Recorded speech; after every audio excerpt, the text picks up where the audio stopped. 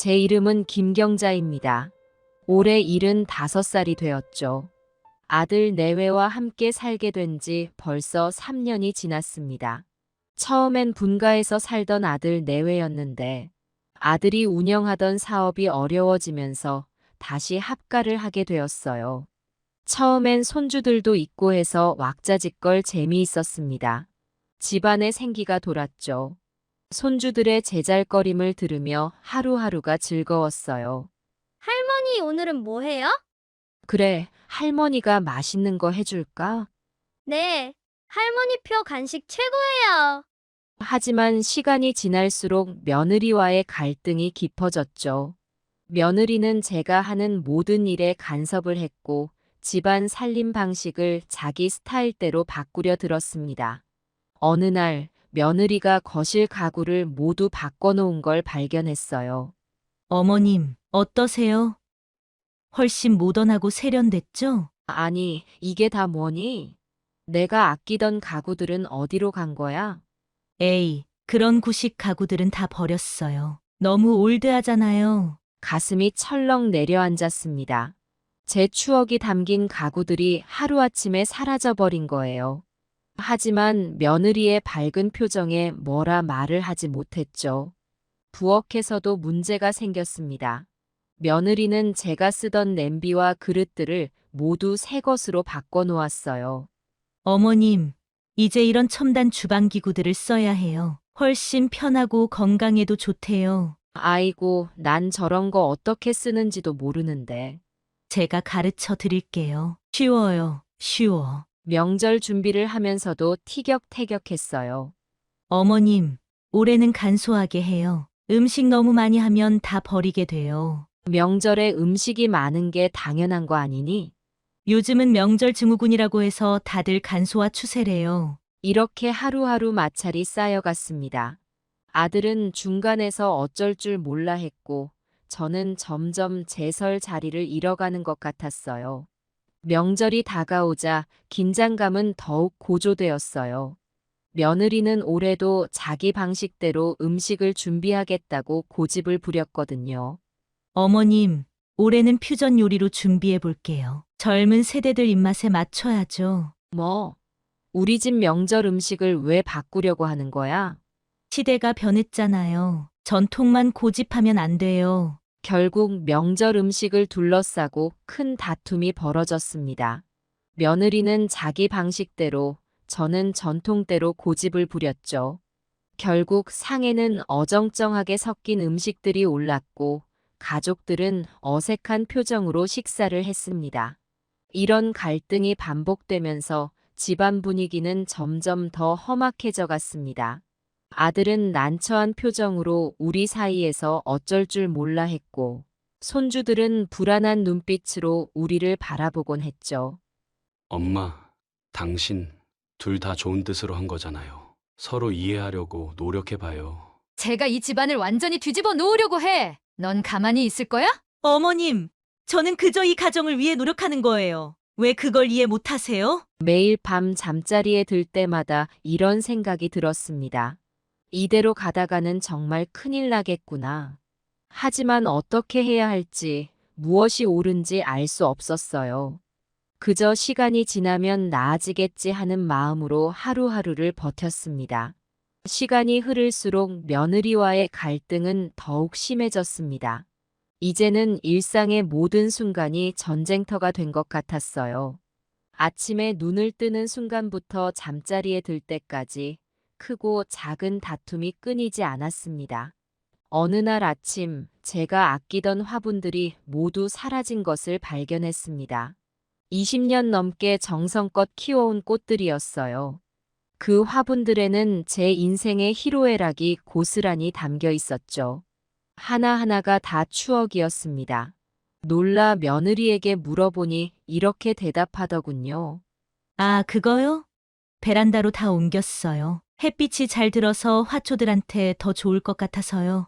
그런 걸 나한테 물어보지도 않고 마음대로 하다니. 어머님, 제가 잘못 생각했나요? 화초들 건강을 위해서인데. 화가 나서 베란다로 나가보니 정말 제 화분들이 줄지어 서 있었어요. 하지만 그건 핑계였죠. 제 흔적을 지우고 싶었던 거예요. 게다가 몇몇 화분은 이동 과정에서 깨져 있었습니다.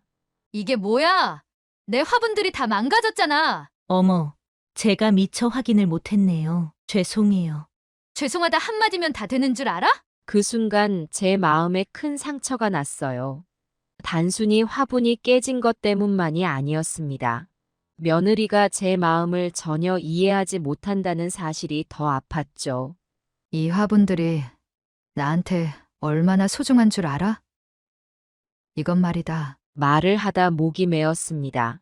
며느리는 미안해하는 기색도 없이 대꾸했어요. 어머님, 과거에 연연하지 마세요. 새로운 화분을 사드릴게요. 그 말에 더욱 화가 났습니다. 추억은 그렇게 쉽게 대체할 수 있는 게 아닌데 말이에요. 그날 이후로 저는 화분들을 다시 거실로 옮겼습니다. 깨진 화분은 정성스레 접착제로 붙이고 상한 꽃들은 특별히 신경 써서 돌봤어요. 하지만 며느리는 계속해서 불만을 표시했어요. 어머님, 거실이 너무 복잡해 보여요. 화분 좀 치워주시면 안 될까요? 내 집에 내 화분들을 두는 게 뭐가 잘못됐다는 거야? 아니, 그게 아니라 공간 활용을 위해서요. 며느리는 매일같이 화분 얘기를 꺼냈어요. 처음엔 부드럽게 말하더니 나중엔 짜증 섞인 말투로 변했죠. 어머님, 정말 이 화분들을 치우실 생각이 없으세요? 없어. 이게 다 내 인생이야. 에휴, 고집불통이시네요. 이런 실랑이가 매일같이 반복되었습니다. 화분 문제로 시작된 갈등은 점점 다른 영역으로 번져갔어요. 손주들 문제로도 자주 부딪혔습니다. 며느리는 아이들을 여러 학원에 보내려 했고, 저는 그게 싫었어요. 어머님, 요즘은 이 정도는 해야 해요. 뒤처지면 안 되잖아요. 아니, 애들이 언제 놀고 쉬겠니? 그렇게 하면 병난다. 할머니, 저 학원 가기 싫어요. 손주들의 눈물 섞인 호소에 가슴이 아팠습니다. 큰 손주는 이미 초등학교 3학년인데 학원을 다니느라 집에 오면 늘 피곤해 보였어요. 책가방을 내던지고 소파에 눕는 모습을 보면 안쓰러웠죠. 얘야, 할머니랑 놀자. 안 돼요. 엄마가 학원 꼭 가래요.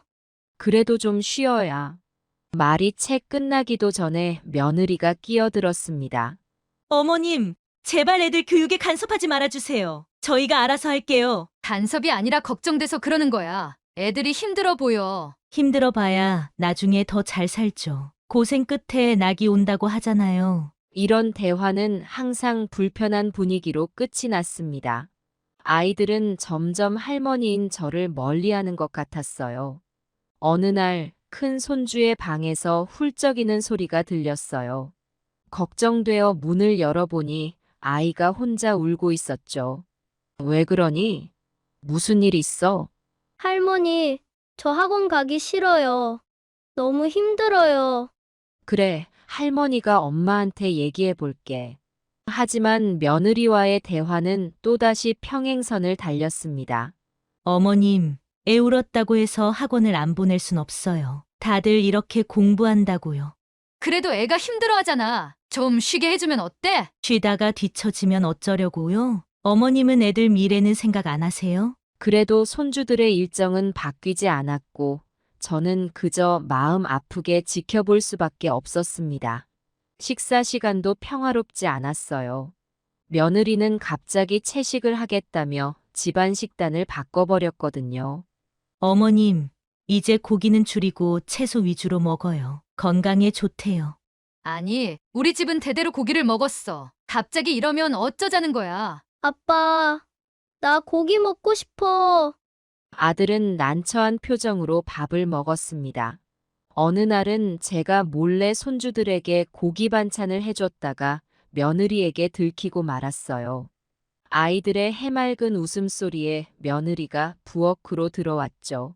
어머님, 제가 뭐라고 했죠? 애들 건강 생각해서 하는 건데 왜 몰래 이러세요? 애들이 먹고 싶다잖아. 가끔 먹는 게 뭐가 문제야. 문제 있죠? 제 말은 안 들으시면서 애들 앞에서 제 권위를 무너뜨리고 결국 그날 저녁은 냉랭한 분위기 속에서 끝이 났습니다. 아들은 늘 그랬듯 중간에 끼어 어쩔 줄 몰라 했죠. 여보, 엄마, 우리 좀 타협해보면 안 될까요? 가끔은 고기를 먹고 평소엔 채식 위주로. 당신은 왜 맨날 이래? 한 번이라도 내 편을 들어줘봐. 어머니, 아들 꼬박꼬박 시켜 먹고 살 거예요? 이렇게 식탁은 전쟁터가 되어갔습니다. 매 끼니마다 팽팽한 긴장감이 흘렀고 모두가 음식보다는 서로의 눈치를 살폈죠. 식사가 끝나고 설거지를 하면서도 며느리와 저는 계속 티격태격했어요. 어머님, 그렇게 하시면 물낭비예요. 이렇게 하세요. 나는 평생 이렇게 해왔어. 네가 가르치지 마. 에휴, 옛날 방식이 꼭 좋은 건 아니에요. 이번에도 아들이 중재하려고 했지만 그저 양쪽에서 비난만 듣다 결국 방으로 들어가 버리곤 했죠. 집안일을 하는 것도 늘 싸움의 불씨가 되었습니다. 며느리는 제가 하는 방식이 구식이라며 늘 못마땅해 했어요. 어머님, 하나하나 다 닦지 말고 청소기를 쓰세요. 더 깨끗하고 편해요. 난 이렇게 하는 게 편해. 네 방식대로만 하라고 하지 마. 에휴, 그러니까 허리가 아프다고 하시죠? 청소 문제로 시작된 말다툼은 곧 더 큰 갈등으로 번졌어요. 어머님은 왜 변화를 거부하세요? 세상이 얼마나 편리해졌는데. 너는 왜 내 방식을 무시하는 거야?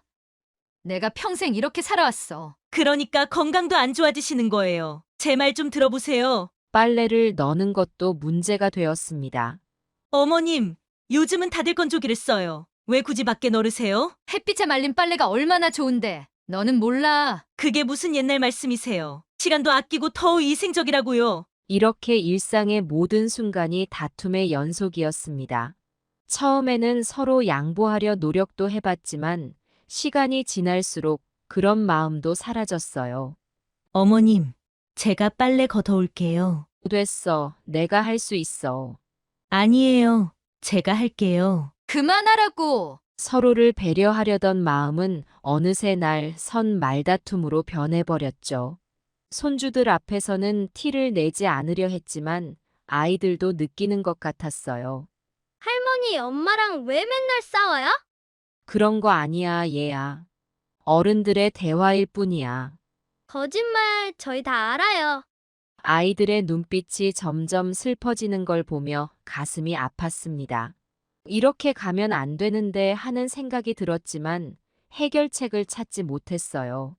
이웃들의 눈치도 보이기 시작했어요. 옆집 할머니가 물었습니다. 경자 씨?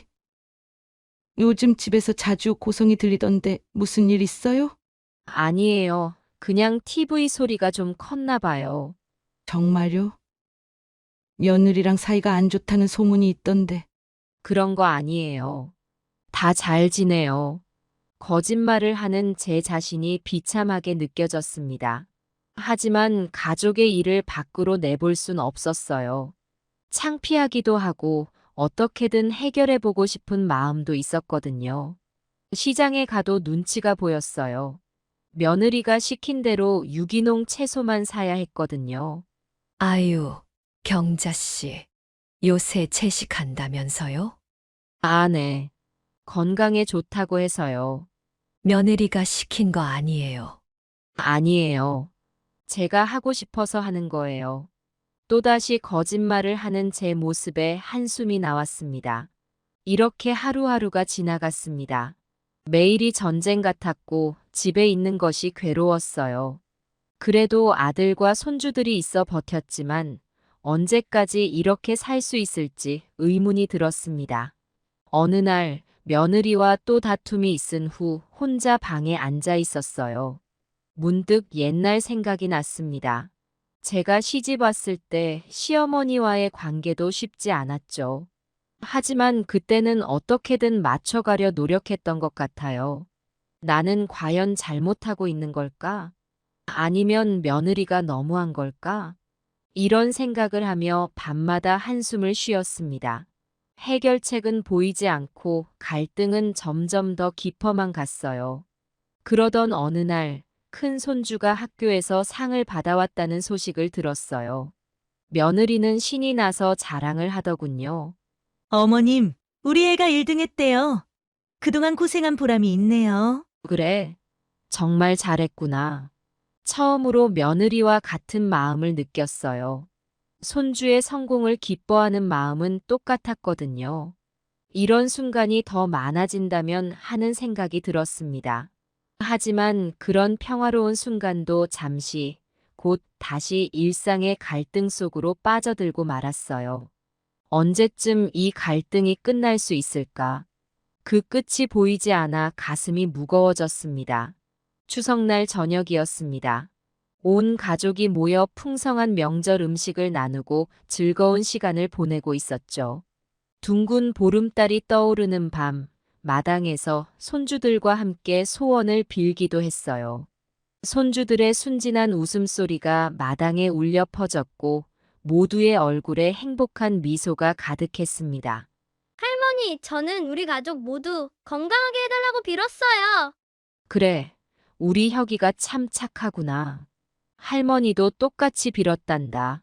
하지만 그 평화로운 시간은 오래가지 못했습니다. 집 안으로 들어와 한참을 이야기 나누며 즐거운 시간을 보내고 있었어요. 그때였습니다. 며느리가 술에 취해 비틀거리며 거실로 들어왔습니다. 평소에도 술을 즐기긴 했지만 이렇게 많이 마신 건 처음 봤어요. 얼굴이 벌겋게 달아오른 채 제 앞에 주저앉더니 갑자기 이런 말을 하는 거예요. 어머님, 돌아가셨으면 좋겠어요. 순간 귀를 의심했습니다. 주변이 갑자기 조용해졌어요. 모두가 놀란 표정으로 며느리를 바라보고 있었죠. 제가 잘못 들은 건가 싶어 다시 물었죠. 뭐라고? 그런데 며느리는 계속해서 중얼거렸어요. 근데 어쩌죠. 아직 쌩쌩하신데. 그 순간 머릿속이 하얘졌습니다. 추석날 저녁, 보름달이 밝게 빛나는 밤에 이런 말을 듣다니. 지금까지 참아왔던 모든 것들이 한꺼번에 폭발했어요. 분노와 배신감, 슬픔이 한꺼번에 밀려왔죠. 이 망종아, 네가 감히 어떻게 그런 말을 할 수 있어? 목소리가 거실에 울려 퍼졌습니다. 손주들은 놀라 울음을 터뜨렸고 다른 가족들은 얼어붙은 듯 서 있었어요.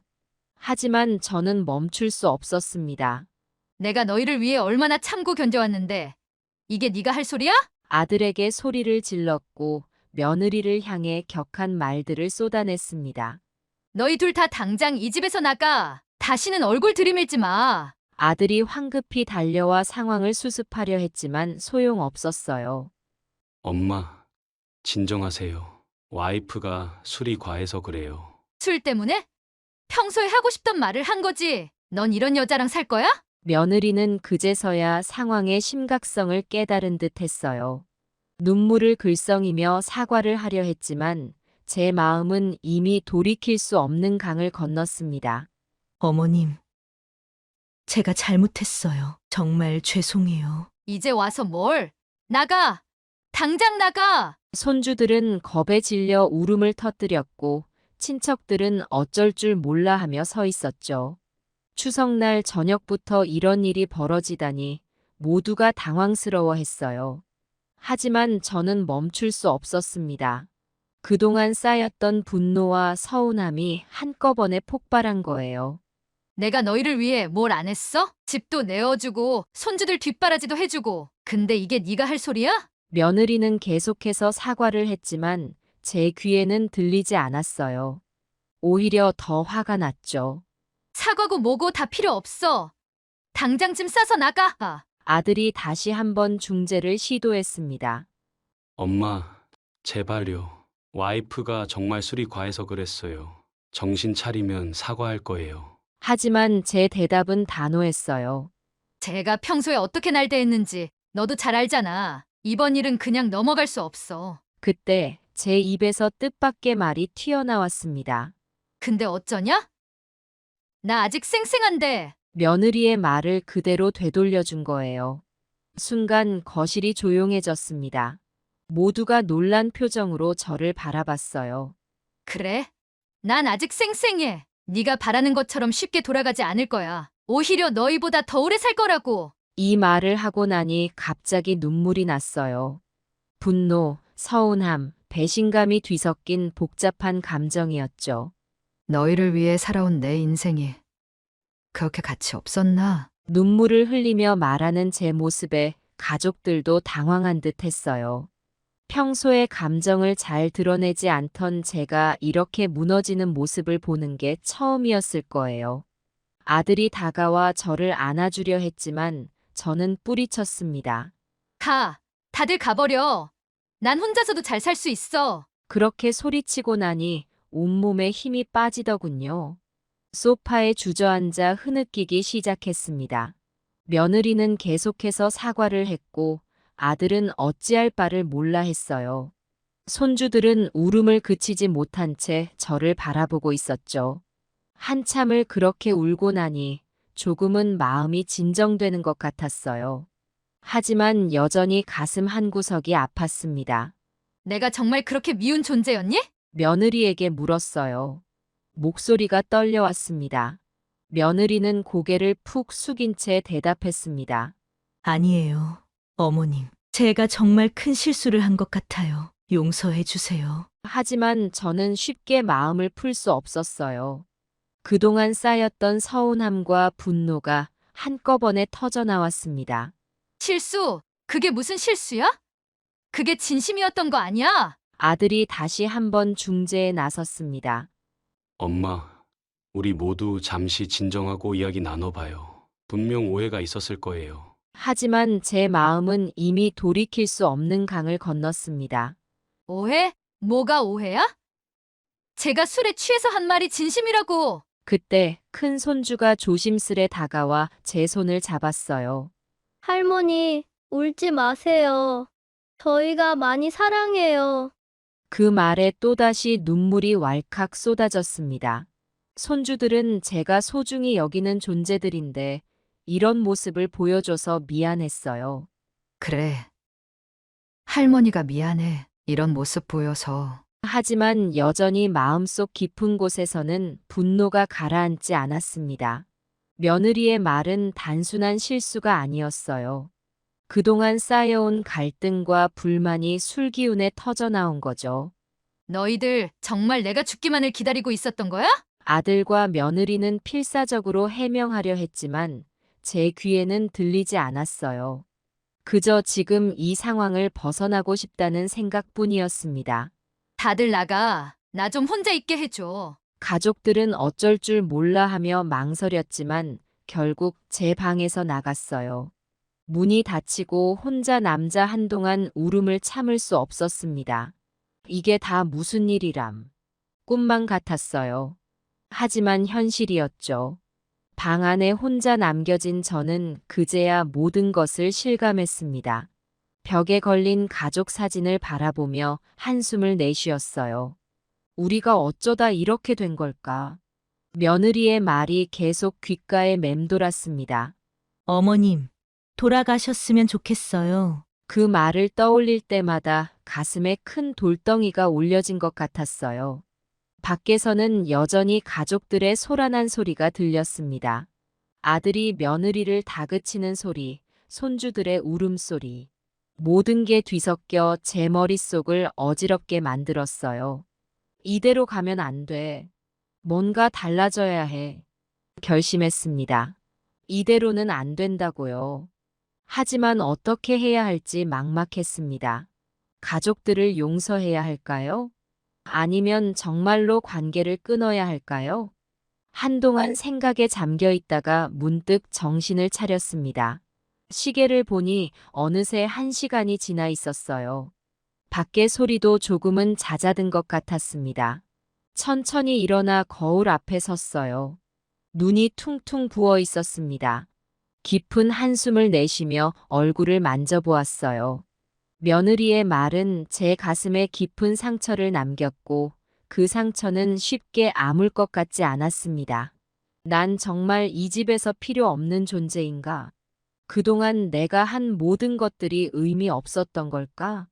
이런 생각들이 머릿속을 맴돌았어요. 하지만 한편으로는 또 다른 생각이 들었습니다.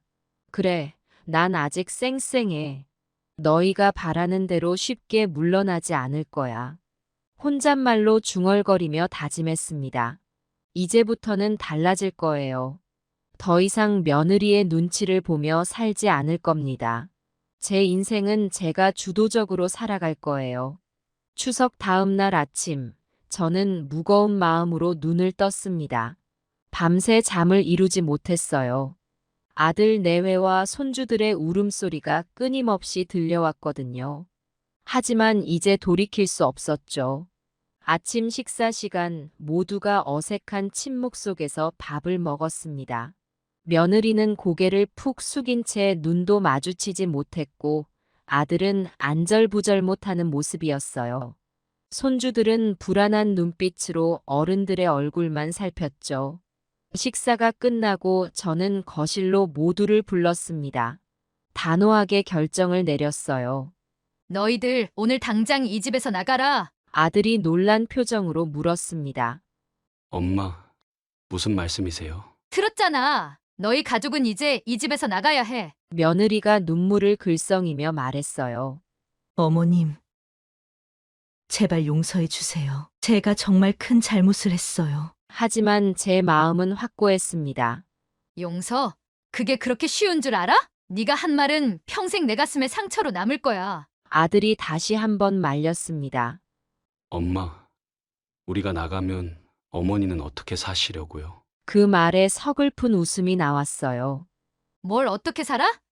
잘 살지. 니들은 내가 없어져야 편할 것 같다며? 그래. 나 없는 삶을 살아봐. 어떤지 한번 경험해보라고. 손주들이 울음을 터뜨렸습니다. 할머니, 가지 마세요. 우리 할머니 없이 어떻게 살아요? 그 말에 마음이 아팠지만 저는 흔들리지 않았어요. 할머니가 가는 게 아니야. 너희가 가는 거야. 이건 할머니 집이니까. 아들이 마지막으로 설득을 시도했습니다. 엄마, 제발요. 다시 한 번만 기회를 주세요. 저희가 잘못했습니다. 앞으로는 절대 이런 일 없을 거예요. 하지만 제 대답은 변함이 없었어요. 아들아, 이건 어제 오늘의 문제가 아니야. 그동안 쌓인 게 너무 많아. 이제는 정말 한계야. 며느리가 무릎을 꿇고 빌었습니다. 어머님, 제발요. 저희를 용서해 주세요. 제가 정말 큰 잘못을 했어요. 다시는 이런 일 없을 거예요. 그 모습을 보니 마음이 아팠지만 이미 결심을 굳혔어요. 일어나라. 그렇게 빌어도 내 마음은 안 변해. 결국 그들은 짐을 싸기 시작했습니다. 손주들은 계속 울었고 아들과 며느리는 망연자실한 표정이었어요. 짐을 다 싸고 현관에 선 그들을 바라보며 말했습니다. 이제 가라. 앞으로 어떻게 살지는 너희들이 결정해. 아들이 마지막으로 물었어요. 엄마, 정말 이대로 헤어지는 건가요? 그래. 이제 각자의 삶을 살자. 문이 닫히고 집안에 홀로 남겨졌을 때 갑자기 모든 것이 비현실적으로 느껴졌어요. 정말 내가 가족을 내쫓은 걸까? 이게 최선의 선택이었을까? 하지만 이내 마음을 다잡았습니다. 이제부터 제 인생은 제가 주도적으로 살아갈 거예요. 더 이상 며느리의 눈치를 보며 살지 않을 겁니다. 그날 밤 텅 빈 집을 돌아보며 생각했어요. 이제 어떻게 살아가야 할까? 처음으로 느껴보는 완전한 자유였습니다. 두렵기도 했지만 한편으로는 설레는 마음도 들었어요. 다음 날 아침 일찍 일어나 집 안 구석구석을 정리했습니다. 며느리가 바꿔놓은 것들을 다시 제자리로 돌려놓았어요. 제 스타일대로 집을 꾸미기 시작했죠. 텃밭에 나가 오래된 채소들을 정리하고 새로운 씨앗을 심었습니다. 제가 좋아하는 꽃들로 화단을 채웠어요. 점심시간 문득 손주들 생각이 났습니다. 늘 시끌벅적하던 집이 갑자기 조용해지니 마음 한구석이 허전했어요. 하지만 이내 마음을 다잡았습니다. 이제 내 인생을 살 때야. 후회하지 말자. 오후에는 오랜만에 친구들에게 연락을 했어요. 그동안 가족 일 때문에 소홀했던 관계들을 다시 이어갔죠. 경자야, 너가 연락을 다 하다니. 무슨 일 있어? 아니야, 그냥 갑자기 보고 싶어서. 그래. 언제 한번 만나자. 저녁이 되자 문득 외로움이 밀려왔습니다. 늘 북적이던 저녁 식탁이 텅 비어 있으니 마음이 싱숭생숭했어요. 하지만 이내 혼잣말로 중얼거렸습니다. 이게 내가 원하던 거야. 이제 흔들리지 말자. 잠자리에 들기 전 창밖을 바라보며 생각했어요. 내일은 어떤 하루가 될까? 이제 정말 새로운 인생이 시작되는 걸까? 두려움과 기대가 교차했지만 한 가지는 분명했습니다. 이제 제 인생은 온전히 제 것이라는 사실이었어요. 그래, 난 아직 쌩쌩해. 새로운 시작이야. 그렇게 중얼거리며 눈을 감았습니다. 내일은 어떤 모험이 기다리고 있을지 모르지만 그 모든 것을 제 힘으로 헤쳐나갈 준비가 되어 있었어요. 이제 진정한 의미의 내 인생이 시작되는 순간이었습니다. 하지만 잠이 오지 않았습니다. 집이 너무 조용해졌습니다. 처음엔 홀가분했지만 곧 적막감이 밀려왔어요. 텅 빈 집안을 둘러보니 마음이 싱숭생숭했습니다. 가족들의 목소리, 발자국 소리, 심지어 티격태격하던 소리조차 그리워졌어요. 아침에 일어나 혼자 차를 마시며 창밖을 바라봤어요. 예전에는 이 시간에 손주들이 제잘거리며 아침 준비를 도왔는데 이제는 그런 소리를 들을 수 없었죠. 찬장에서 손주들이 쓰던 예쁜 그릇들을 꺼내 만져보았어요. 그릇에 묻어있는 추억이 손끝으로 전해지는 것 같았습니다. 할머니, 오늘은 제가 상 차릴게요. 귓가에 울리는 듯한 손주의 목소리에 고개를 돌아봤지만 그곳엔 아무도 없었어요.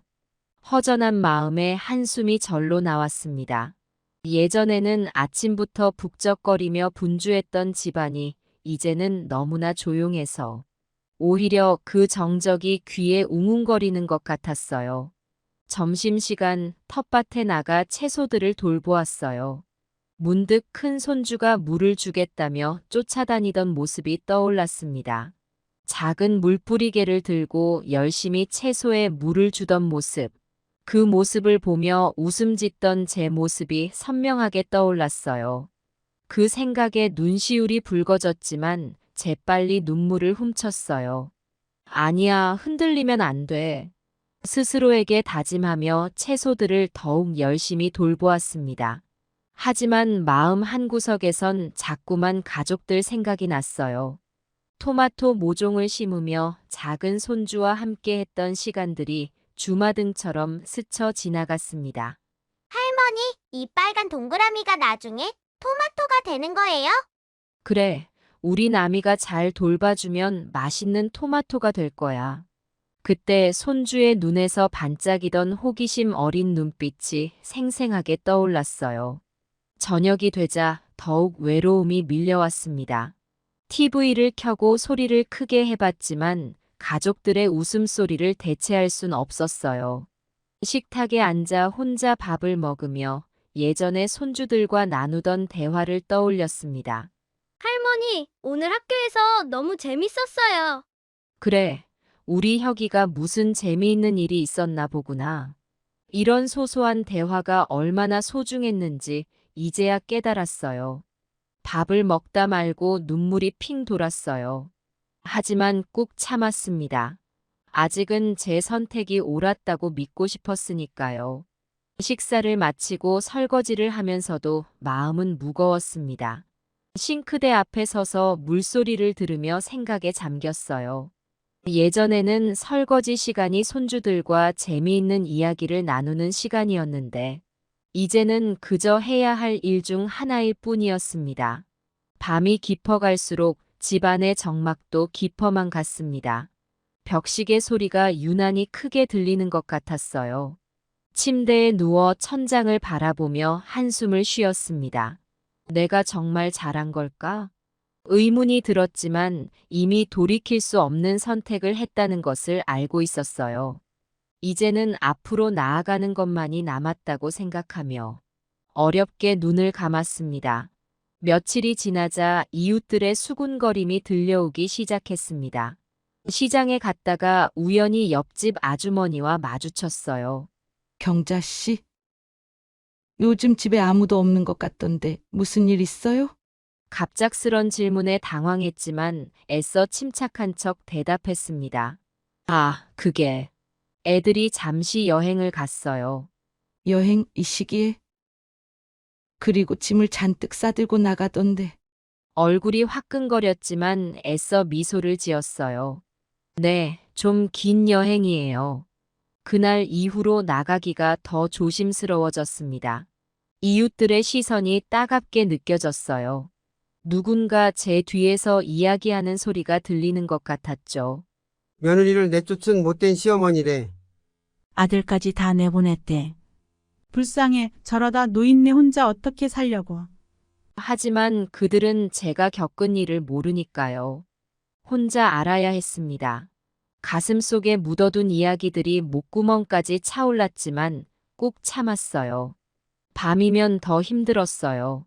잠을 이루지 못하고 뒤척이다 결국 일어나 거실로 나왔죠. 벽에 걸린 가족 사진을 바라보며 한숨을 쉬었습니다. 내가 잘한 걸까? 손주들의 제잘거림이 그리워졌고 아들의 얼굴도 보고 싶어졌어요. 전화기를 들었다 놓기를 반복했지만 결국 번호를 누르지 못했습니다. 자존심 때문에 먼저 연락할 수 없었죠. 일주일이 지나고 제 생일이 다가왔어요. 예전 같으면 가족들이 모여 축하해 주었을 텐데 이번엔 홀로 보내야 했습니다. 생일 아침 문득 전화가 올 것만 같아 휴대폰을 계속 들여다봤어요. 하지만 연락은 오지 않았죠. 그래, 내가 내보냈으니 당연하지. 그날 저녁 미역국을 끓여서 식탁에 앉았어요. 눈물이 볼을 타고 흘러내렸어요. 예전에 손주들이 서툴게 불러주던 생일 노래가 그리워졌습니다. 다음 날 집 청소를 하다 손주들의 장난감을 발견했습니다. 바닥에 놓인 작은 자동차를 주워들고 한참을 바라봤어요. 할머니, 이거 봐요. 빨리 가요. 손주의 목소리가 귓가에 맴도는 것 같았습니다. 그 순간 참았던 감정이 폭발했어요. 그 자리에 주저앉아 엉엉 울었습니다. 그동안 꾹 참아왔던 그리움과 후회, 외로움이 한꺼번에 쏟아져 나왔어요. 미안해, 할머니가 미안해. 장난감을 품에 안고 한참을 울었습니다. 울고 난 후에야 조금은 마음이 가벼워진 것 같았어요. 하지만 여전히 가족들이 그리웠습니다. 이대로 계속 혼자 살아갈 수 있을까? 그런 생각에 불안해졌어요. 한 달이 지나자 외로움은 더 깊어졌어요. 가족들의 빈자리가 점점 크게 느껴졌습니다. 집 안 곳곳에 남아있는 추억들이 저를 괴롭혔어요. 어느 날 마트에 장을 보러 갔다가 며느리와 비슷한 뒷모습을 본 적이 있었어요. 심장이 쿵 내려앉는 것 같았죠. 하지만 가까이 다가가 보니 다른 사람이었습니다. 내가 왜 이러지? 집으로 돌아오는 길, 어린이 놀이터를 지나게 됐어요.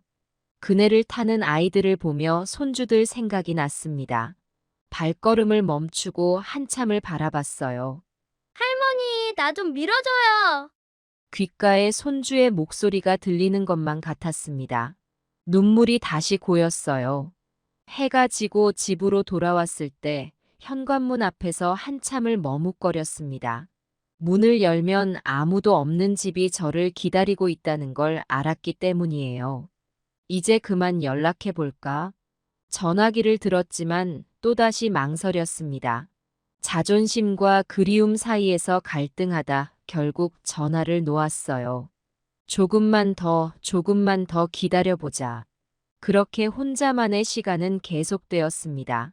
가족들이 떠난 빈자리를 채우려 노력했지만 쉽지 않았어요. 하루하루가 지날수록 외로움은 더 깊어만 갔습니다. 하지만 한편으로는 이 시간이 제 자신을 돌아보는 기회가 되기도 했어요. 가족들과 함께 살 때는 미처 생각하지 못했던 것들을 천천히 되새겨 볼 수 있었죠.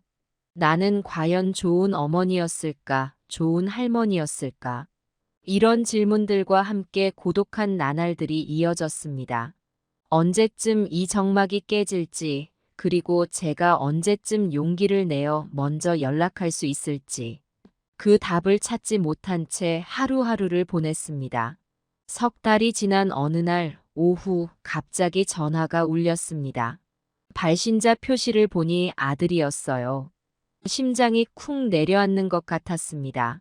그동안 한 번도 연락이 없었는데 갑자기 전화가 오다니. 떨리는 손으로 전화를 받았어요. 여보세요.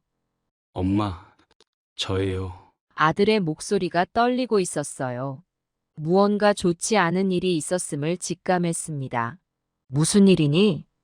엄마, 저 이혼했어요. 그 말을 듣는 순간 온몸에 전기가 통한 것 같았습니다. 귀를 의심했어요. 뭐라고? 이혼이라니? 네, 어제 합의 이혼했어요. 충격이었습니다. 아무리 그래도 가정이 깨질 줄은 몰랐거든요. 제가 그들을 내보냈을 때도 언젠가는 화해할 수 있을 거라고 생각했는데 도대체 무슨 일이 있었던 거니? 아들은 울면서 이야기했어요.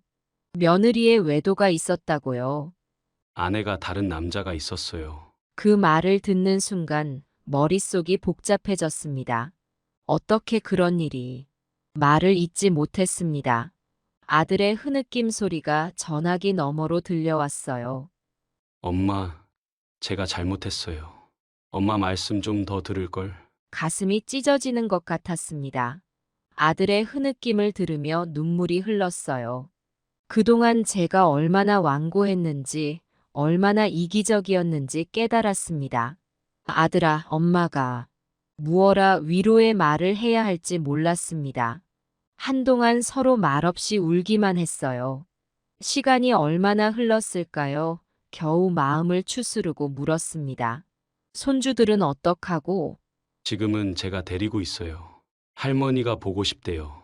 그 말에 가슴이 더 아팠습니다. 그래, 엄마가 가볼까? 네? 정말요? 아들의 목소리에 희망이 묻어났어요. 그제서야 아들이 얼마나 힘들었을지 실감이 났습니다. 그래, 내일 가볼게. 전화를 끊고 한동안 멍하니 앉아 있었습니다. 이런 결과를 예상하지 못했어요. 며느리에 대한 분노, 아들에 대한 연민, 그리고 제 자신에 대한 후회가 뒤섞여 머릿속이 복잡했습니다. 내가 그때 조금만 더 참았더라면, 며느리의 말을 곧이곧대로 받아들이지 말았어야 했는데, 아들에게 좀 더 관심을 가졌더라면 이런 일을 막을 수 있었을까? 온갖 생각들이 머릿속을 맴돌았어요. 밤새 잠을 이루지 못했습니다. 이불을 뒤집어 쓰고 누워 있어도 아들의 흐느끼는 목소리가 귓가에 맴돌았어요. 한편으로는 며느리에 대한 분노가 치밀어 올랐습니다. 어떻게 그럴 수 있을까 하는 생각에 가슴이 아팠어요. 다음 날 아들의 집을 찾아갔어요. 가는 내내 가슴이 두근거렸습니다. 어떤 얼굴로 아들을 마주해야 할지, 무슨 말부터 해야 할지 고민됐어요. 버스에서 내려 아들의 집으로 향하는 길, 매 걸음이 무거웠습니다. 길을 걸으며 지난 날들을 되돌아보았어요. 아들이 어렸을 때부터 지금까지의 모습들이 주마등처럼 스쳐 지나갔습니다. 그 시간 동안 우리 가족에게 무슨 일이 있었던 걸까요? 문 앞에 서서 잠시 망설였어요.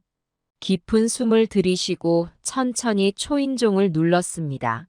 문을 열고 나온 아들의 모습에 가슴이 아팠습니다.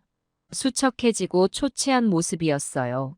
눈 밑에 거무스름한 그림자가 져 있었고 수염도 덥수룩하게 자라 있었습니다. 한 달 사이에 몇 년은 늙어 보였어요. 엄마, 아들이 울면서 제 품에 안겼습니다. 그 순간 저도 참았던 눈물을 터뜨리고 말았어요. 아들의 등을 토닥이며 한동안 그렇게 서 있었습니다. 말로는 표현할 수 없는 감정들이 그 포옹 속에 담겨 있었어요. 그동안 잘 지냈니? 네, 그럭저럭요. 아들의 대답에서 힘겨웠던 시간들이 느껴졌습니다. 거실로 들어서자 손주들이 뛰어왔어요. 그 모습을 보니 더욱 마음이 아팠습니다. 아이들의 눈빛에서 불안과 슬픔이 느껴졌어요. 할머니와 떨어져 지내야 했던 시간 동안 아이들은 얼마나 힘들었을까요? 할머니, 손주들을 꼭 안아주었습니다. 그동안 얼마나 보고 싶었는지 모릅니다. 아이들의 얼굴을 어루만지며 눈물을 흘렸어요.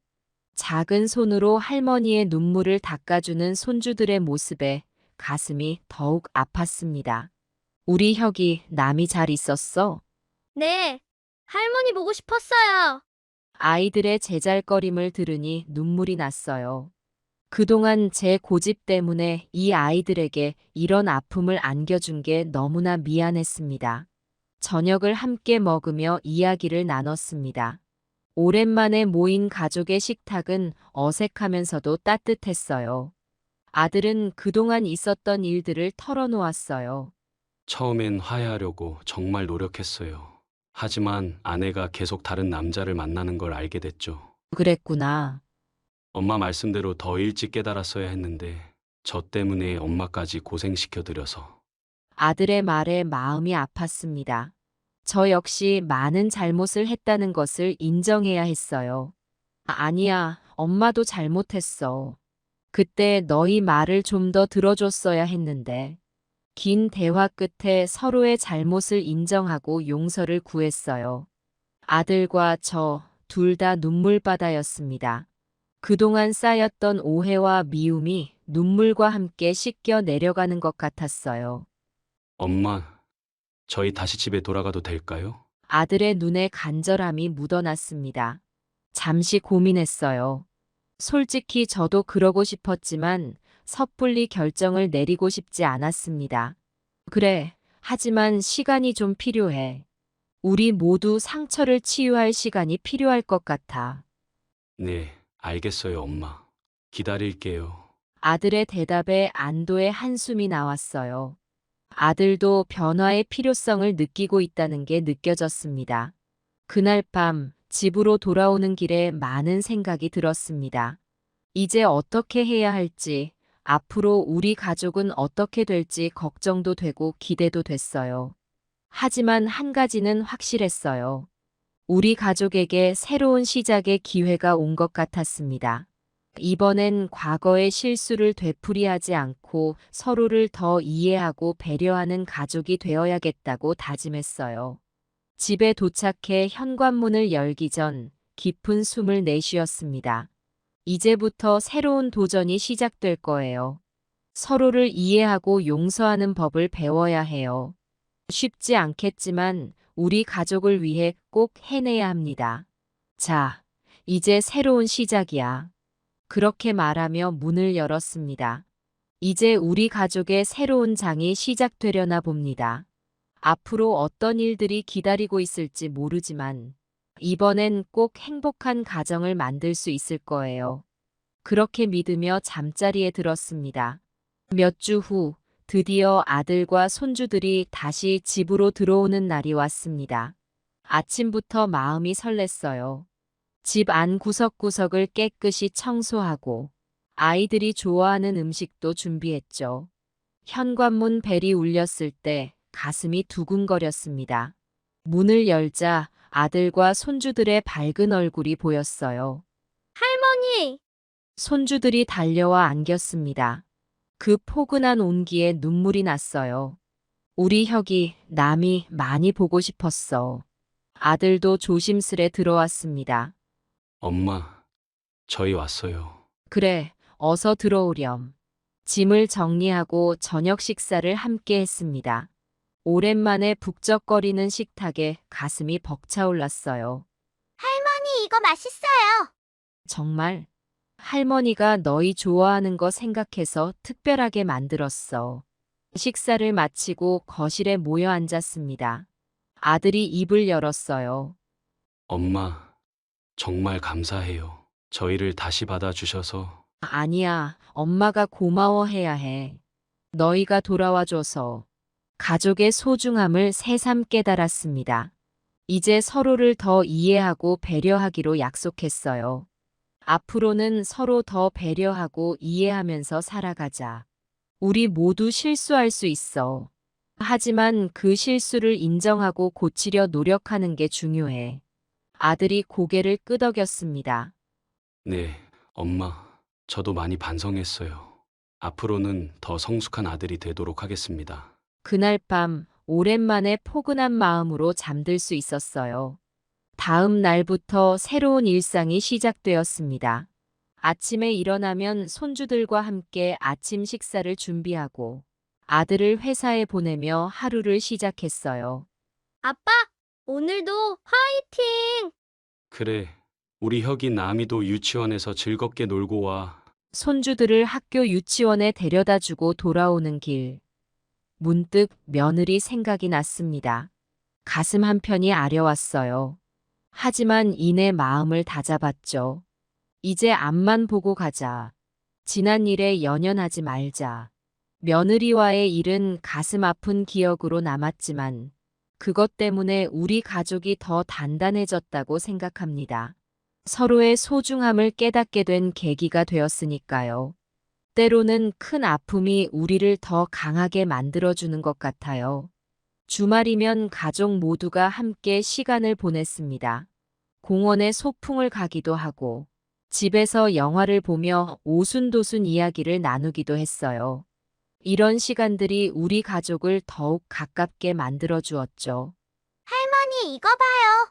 제가 그린 그림이에요. 어머, 우리 나미가 이렇게 잘 그리네. 손주들의 제잘거림을 들으며 행복을 느꼈습니다.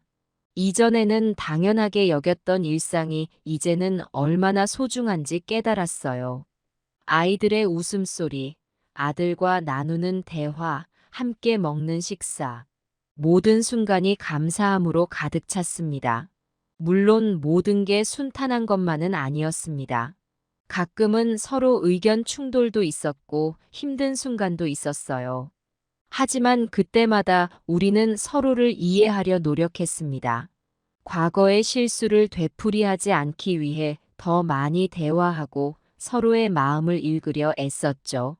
아들아, 엄마 말이 좀 과했구나. 미안해. 아니에요, 엄마. 제가 더 이해했어야 했는데. 이렇게 서로 양보하고 이해하는 과정을 통해 우리 가족은 조금씩 성장해 갔습니다. 작은 다툼 하나하나가 우리를 더 강하게 만들어주는 계기가 되었어요. 시간이 흐르면서 집안의 분위기도 달라졌어요. 예전에는 서로 눈치 보며 조심스러워 했다면, 이제는 편안하게 대화를 나누고 웃음소리가 끊이지 않았죠. 마치 오랜 겨울이 지나고 따뜻한 봄이 온 것 같았어요. 엄마, 이따가 시간 되세요? 제가 엄마 좋아하시는 찜닭 만들어 드릴게요. 어머, 그래. 우리 아들 정말 효자구나. 서로를 배려하는 마음이 일상 곡겹에 스며들었습니다. 아들이 제 건강을 걱정해주고 손주들이 할머니를 위해 집안일을 돕는 모습을 보면 가슴이 뭉클해졌어요. 이제는 매일 감사하는 마음으로 하루하루를 살아갑니다. 아침에 눈을 뜰 때마다 오늘 하루도 가족과 함께할 수 있음에 감사드려요. 작은 것 하나하나가 모두 소중하게 느껴졌습니다. 오늘도 우리 가족 모두 건강하고 행복하게 해주셔서 감사합니다. 이런 기도로 하루를 시작합니다. 감사함이 넘치는 마음으로 하루를 시작하니 모든 것이 더욱 아름답게 보였어요. 가끔 거리에서 행복해 보이는 가족을 볼 때면 우리 가족의 모습이 떠올라요. 우리도 저렇게 행복해 보일까? 하는 생각이 들면서 가슴이 따뜻해집니다. 그리고 우리 가족이 얼마나 많은 어려움을 이겨내고 지금의 행복을 찾았는지 떠올리며 더욱 감사한 마음이 들었어요. 물론 아직도 가끔은 며느리 생각에 마음이 아플 때가 있어요. 하지만 그때마다 이렇게 생각하죠. 그 일이 있었기에 우리 가족이 더 단단해질 수 있었던 거야. 이제는 과거의 아픔을 딛고 새로운 미래를 향해 나아가고 있습니다. 우리 가족 모두가 서로를 더 아끼고 사랑하는 법을 배웠으니까요. 그 과정이 쉽지만은 않았지만 그만큼 우리는 더 강해졌어요. 앞으로도 힘든 일이 있겠지만 이제는 두렵지 않습니다. 우리 가족이 함께라면 어떤 어려움도 이겨낼 수 있을 거예요.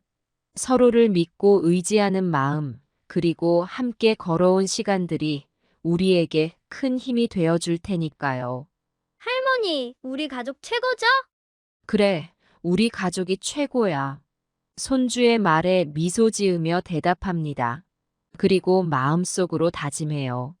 앞으로도 이 행복을 지키기 위해 노력하자. 우리 가족 모두를 위해. 이렇게 우리 가족의 새로운 이야기가 시작되었습니다. 과거의 아픔을 교훈 삼아 더 행복하고 단단한 가족으로 성장해 나가는 우리의 모습을 상상하며 오늘도 감사한 마음으로 하루를 마무리합니다. 매일 밤 잠들기 전 가족 모두가 모여 그날 있었던 일들을 나누는 시간을 가졌어요. 아이들의 학교 이야기부터 아들의 회사 일, 그리고 제 일상까지 서로의 삶을 공유하며 더욱 가까워졌죠. 때로는 슬픈 일도 힘든 일도 있었지만 우리는 함께 그 모든 것을 이겨냈어요. 서로의 손을 꼭 잡고 어둠 속에서도 빛을 찾아갔죠. 그 과정에서 우리는 더 강해지고 더 사랑하게 되었습니다. 이제 저는 알아요.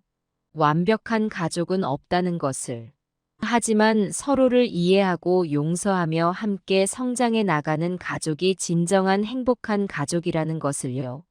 우리 가족이 바로 그런 가족이 되어가고 있다고 믿습니다. 앞으로도 우리 가족의 이야기는 계속될 거예요. 때로는 웃음으로, 때로는 눈물로. 하지만 그 모든 순간들이 우리를 더 단단하게 만들어줄 거라 믿어요. 그리고 저는 그 여정의 한가운데서 감사한 마음으로 우리 가족을 바라볼 겁니다. 저는 70대 초반의 여자입니다. 서울 외곽의 작은 아파트에서 혼자 살고 있어요. 남편은 10년 전에 먼저 세상을 떠났고 자식들은 모두 독립해서 나가고 없습니다. 그날도 여느 때와 다름없이 아침 일찍 일어나 혼자 아침 식사를 하고 있었습니다. 창밖으로 보이는 가을 하늘이 유난히 높고 푸르더군요. 그때 현관문 벨이 울렸습니다. 예고도 없이 찾아온 손님이라 의아했지만 일어나 문을 열어보니 첫째 아들 경태였습니다. 어머니, 저 왔어요. 경태가 어색한 미소를 지으며 들어섰습니다. 40세의 나이에 이제 제법 중년의 모습이 되었지만 제 눈에는 여전히 어리게만 보이는 아들이었습니다. 그래, 경태야. 갑자기 웬일이니? 아침부터. 반갑기도 했지만 한편으로는 불안한 마음이 들었습니다. 요즘 경태가 찾아올 때마다 좋은 일보다는 안 좋은 일이 많았거든요. 어머니, 실은 부탁드릴 게 있어서 왔어요. 역시나 그런 말이 나오더군요. 한숨이 나왔지만 애써 참았습니다. 무슨 일인데? 말해보렴. 경태는 머뭇거리다가 입을 열었습니다. 저기 어머니, 이번 달 월세가 밀렸어요. 200만 원만 빌려주시면 안 될까요? 또 돈 이야기였습니다. 제 마음속에서는 실망감과 안타까움이 교차했습니다. 경태야, 내가 매번 너를 도와주고 싶지만 사정이 여의치 않구나. 너도 알다시피 나도 형편이 넉넉하지 않아. 그렇게 말하면서 통장 잔고를 확인해 보았습니다. 미안하구나, 경태야. 이번엔 도와줄 수가 없구나. 경태의 얼굴에 실망감이 역력했습니다. 그럼 100만 원이라도요. 제발 어머니. 애원하는 듯한 경태의 목소리에 마음이 아팠습니다. 하지만 이번에는 정말 도와줄 수가 없었습니다. 경태야, 그 돈은 내 병원비야. 미안하다. 경태는 고개를 떨구었습니다. 그의 어깨가 축 처진 모습을 보니 가슴이 아팠습니다.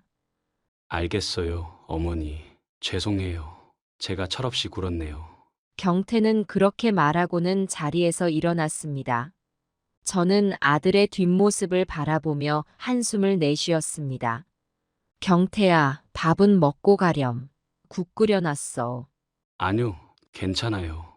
회사에 가봐야 해서요. 경태는 그렇게 말하고는 실망한 표정으로 집을 나섰습니다.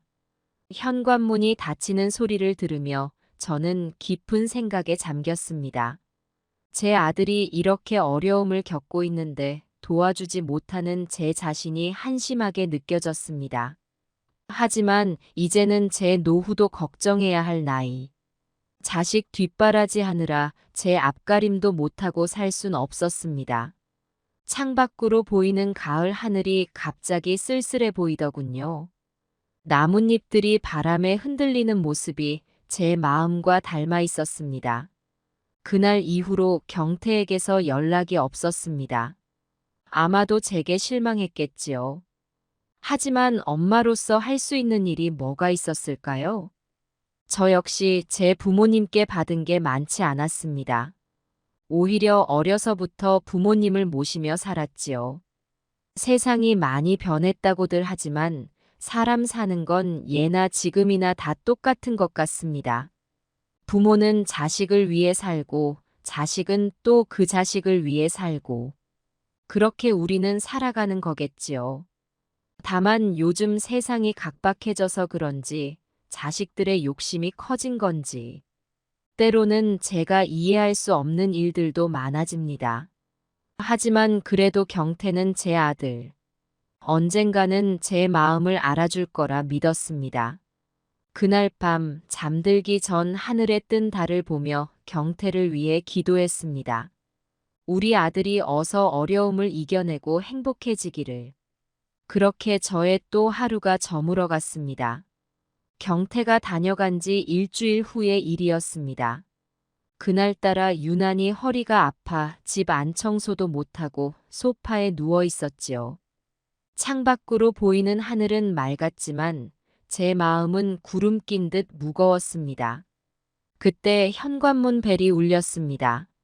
누구세요? 하고 물으니 딸 경희의 목소리가 들렸습니다. 엄마, 저예요, 경희. 반가운 마음에 허리 통증도 잊은 채 문을 열었습니다. 어머, 경희야. 오랜만이구나. 웬일이니? 경희는 환한 미소를 지으며 들어섰습니다. 37세의 나이에 제법 성숙한 여인의 모습이 되었지만 제 눈에는 여전히 어릴 적 모습 그대로였지요. 엄마, 오랜만에 뵈러 왔어요. 허리는 좀 어떠세요? 역시 우리 딸입니다. 제 건강을 걱정하는 모습에 마음이 따뜻해졌습니다. 괜찮아, 괜찮아. 그냥 나이 들면 의뢰 있는 일이지. 거실로 들어와 앉은 경희는 잠시 망설이는 듯 하더니 입을 열었습니다. 엄마, 사실 오늘은 의논 드릴 게 있어서 왔어요. 그래? 무슨 일인데? 경희는 깊은 숨을 내쉬고는 이야기를 시작했습니다. 엄마, 요즘 제 직장 동료들 사이에서 해외 이주 붐이 일고 있어요. 특히 캐나다로 많이 가더라고요. 그래. 요즘 그런 얘기들 많이 들리더라. 젊은 사람들이 기회를 찾아 떠나는 거지. 네, 맞아요. 그런데, 경희의 목소리가 조금 떨렸습니다. 엄마, 저도 가족과 함께 떠나고 싶어요. 하지만 엄마를 혼자 두고 갈 수 없잖아요. 그 말을 듣는 순간 가슴이 찌릿하고 아팠습니다. 하지만 표정 관리를 하며 담담히 대답했지요. 경희야, 너의 인생이니 너가 결정해야지. 나는 괜찮아. 정말요? 엄마가 혼자 계시는 게 걱정돼서. 엄마는 걱정하지 마. 여기 이웃들도 있고 복지관도 다니고 있잖니. 너희들 앞길을 막고 싶지 않아. 경희의 눈에 눈물이 고이는 것이 보였습니다. 저도 마음이 아팠지만 애써 미소 지었습니다. 그래도 엄마, 제가 어떻게 엄마를 두고 그렇게 멀리 갈 수 있겠어요? 경희야, 세상이 많이 좋아졌잖니. 화상 통화도 있고 자주 연락하면 되지. 그렇게 말하고 있자니 문득 제 어머니 생각이 났습니다. 어머니께서 돌아가시기 전 제게 하신 말씀이 떠올랐지요. 명순아, 너는 꼭 너의 삶을 살아라. 엄마 때문에 주저하지 말고. 그때 저는 이해하지 못했습니다. 하지만 지금 경희를 보며 어머니의 마음을 조금은 알 것 같았습니다. 경희야, 엄마는 너가 행복했으면 좋겠다. 여기 있든 저기 있든 너희 가족과 함께 행복하게 살면 그걸로 충분해. 경희는 눈물을 훔치며 제 손을 꼭 잡았습니다. 엄마, 정말 감사해요. 하지만 아직 확실한 건 아니에요. 남편과 더 상의해봐야 해요. 그래, 천천히 잘 생각해 보렴. 경희는 그날 저녁까지 머물다 갔습니다. 오랜만에 딸과 함께 저녁을 먹으며 이런저런 이야기를 나누었지요. 경희가 떠난 후 집안은 다시 적막해졌습니다. 텔레비전을 켰지만 소리만 들릴 뿐 내용은 전혀 들어오지 않았습니다. 문득 장롱 위에 있는 오래된 앨범이 눈에 들어왔습니다. 앨범을 꺼내 펼치니 젊은 시절 사진들이 나왔습니다. 남편과 함께 찍은 신혼사진, 경태와 경희가 어렸을 때 찍은 가족사진. 그 시절엔 우리 가족이 영원히 함께 있을 거라고 생각했습니다. 하지만 세월이 흐르고 자식들은 자라 독립했고 남편은 세상을 떠났습니다. 이제 경희마저 멀리 떠나려 하고 있습니다. 사진 속 활짝 웃고 있는 어린 경희를 보며 눈시울이 붉어졌습니다. 우리 딸, 멀리 가도 행복했으면 좋겠구나. 밤이 깊어갔습니다. 창밖으로 보이는 달을 보며 생각했습니다. 세상은 참 빠르게 변하는구나. 내 자식들이 이제 더 넓은 세상으로 나아가려 하고 있어. 그들의 날개를 꺾지 않으려면 나도 변해야 할 때인가 봐. 앨범을 덮으며 다짐했습니다. 그래, 김명순. 너도 이제 새로운 삶을 시작해보자. 자식들을 위해서라도. 그렇게 또 하루가 저물어 갔습니다. 내일은 어떤 날이 될지, 어떤 변화가 올지 모르지만, 그래도 희망을 가지고 살아가리라 마음먹었습니다. 추석이 다가오고 있었습니다.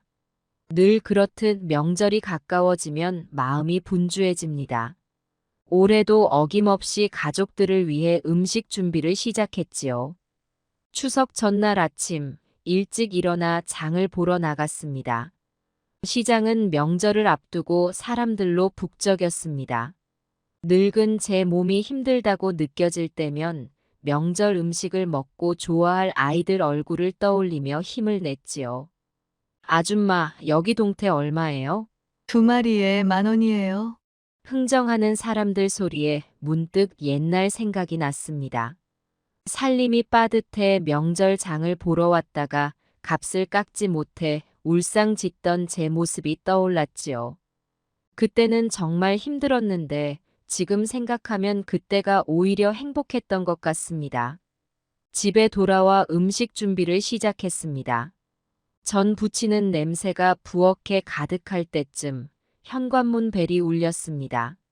어머, 경이구나. 웬일이니? 엄마, 추석 전이라 인사드리러 왔어요. 경희가 환한 미소를 지으며 들어섰습니다. 손에는 과일 한 상자를 들고 있더군요. 아이고, 뭘 이런 걸 사왔어. 들어와 앉아. 경희는 부엌으로 따라 들어와 제가 전 부치는 것을 보더니 말했습니다. 엄마, 제가 도와드릴게요. 앉아 계세요. 아니야, 괜찮아. 너도 집에 가서 준비할 게 많을 텐데. 하지만 경희는 제 말을 듣지 않고 앞치마를 둘렀습니다.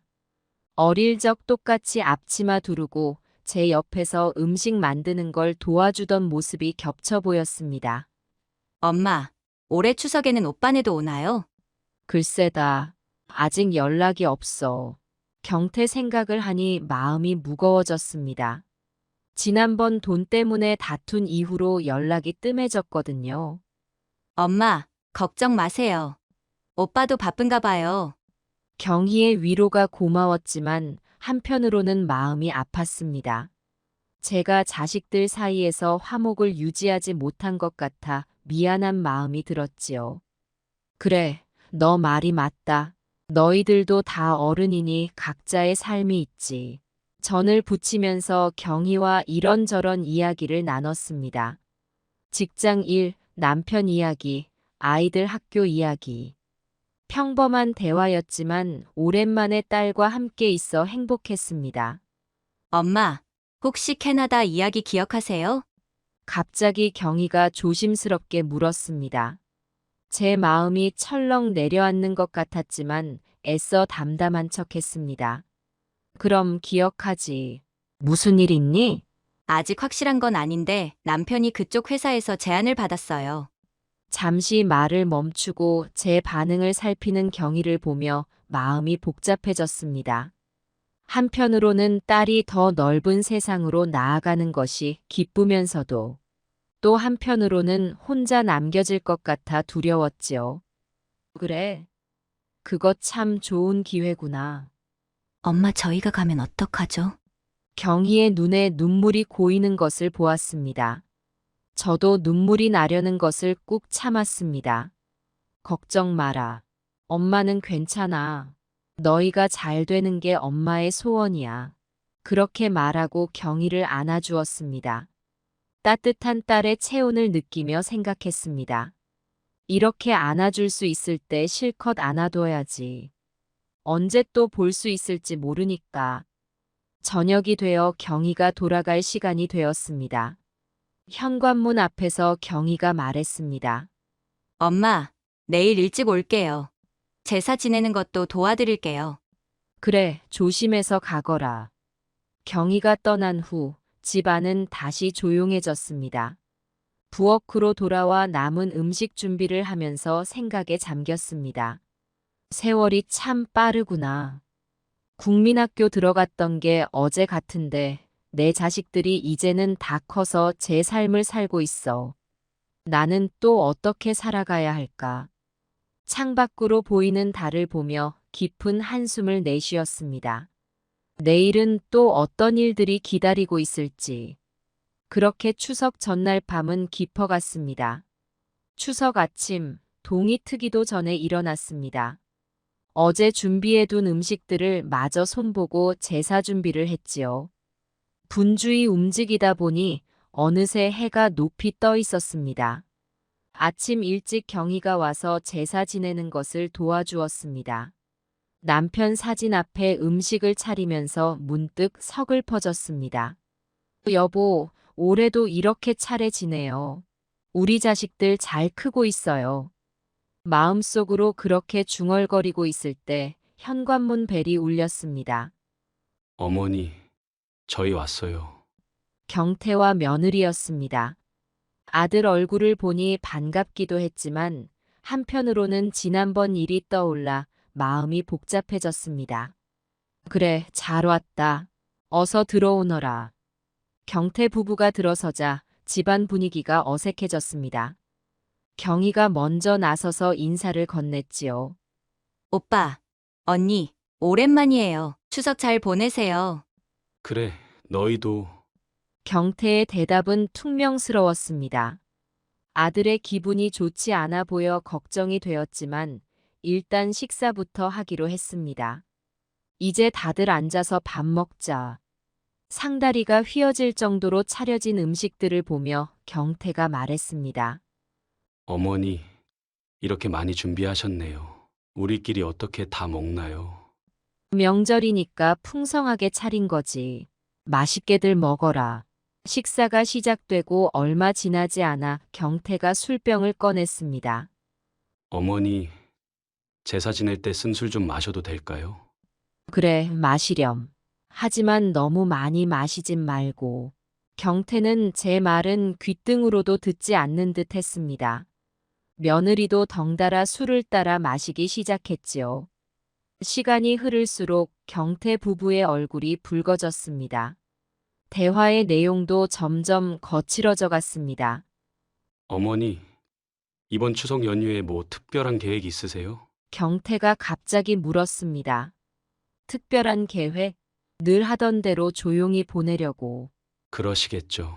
근데 어머니, 요즘 사람들은 추석 때 다들 해외여행 가더라고요. 경태의 말에 며느리가 거들었습니다. 맞아요, 어머니. 저희 회사 동료들도 대부분 해외로 떠났어요. 휴가도 껴서 길게 다녀온대요. 아, 그래. 젊은 사람들이 그렇게 노는 거지. 제 대답에 경태의 표정이 일그러졌습니다. 어머니, 무슨 말씀이세요? 노는 게 아니라 쉬는 거예요. 우리도 가고 싶은데. 경태의 말끝이 흐려졌습니다. 술 기운 때문인지 평소보다 말투가 거칠어졌습니다. 경태야, 해외여행이 뭐가 그리 중요하니? 가족들이 모여 있는 게 제일이지.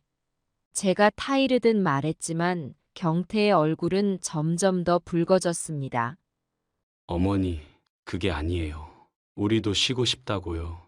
매년 명절만 되면 이렇게 보내는 거 힘들어요. 그래, 알지만 그래도 명절인데. 제 말이 채 끝나기도 전에 경태가 소리를 질렀습니다. 명절? 어머니 솔직히 말해서 저는 명절이 싫어요. 매번 이렇게 모이고 음식 준비하고 다들 해외 가서 놀고 있는데 우리만 이러고 있다니까요. 오빠, 경희가 놀라서 소리쳤지만 경태는 아랑곳하지 않았습니다. 경희야, 너는 시집 잘 가서 편하게 살잖아. 매년 해외여행 다녀오면서. 경희의 얼굴이 굳어졌습니다. 저는 어찌해야 할지 몰라 그저 바라만 보고 있었습니다.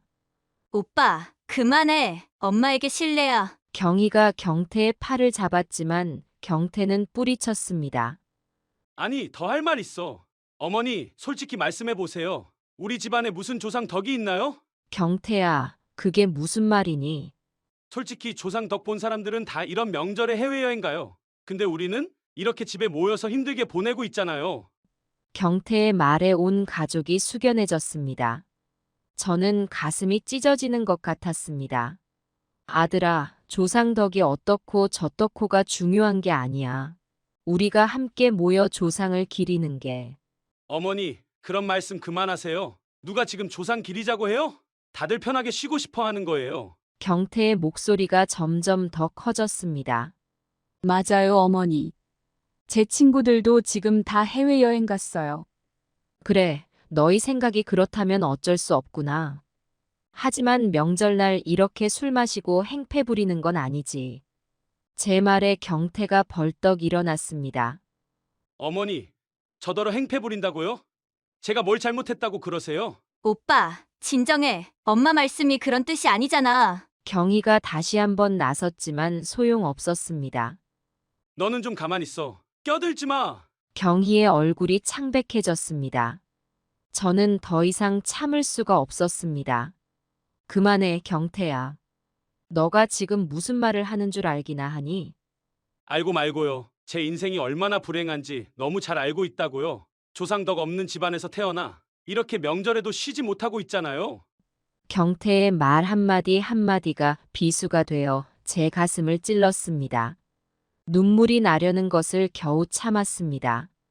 경태야, 너가 지금 제정신이 아닌 것 같구나.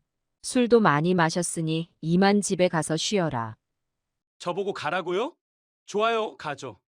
어차피 가려고 했어요. 이런 집에 왜 왔나 모르겠네요. 경태가 휘청거리며 일어섰습니다. 며느리도 덩달아 일어나 경태의 팔을 부축했습니다. 어머니 갈게요. 경태 부부는 비틀거리며 현관으로 향했습니다.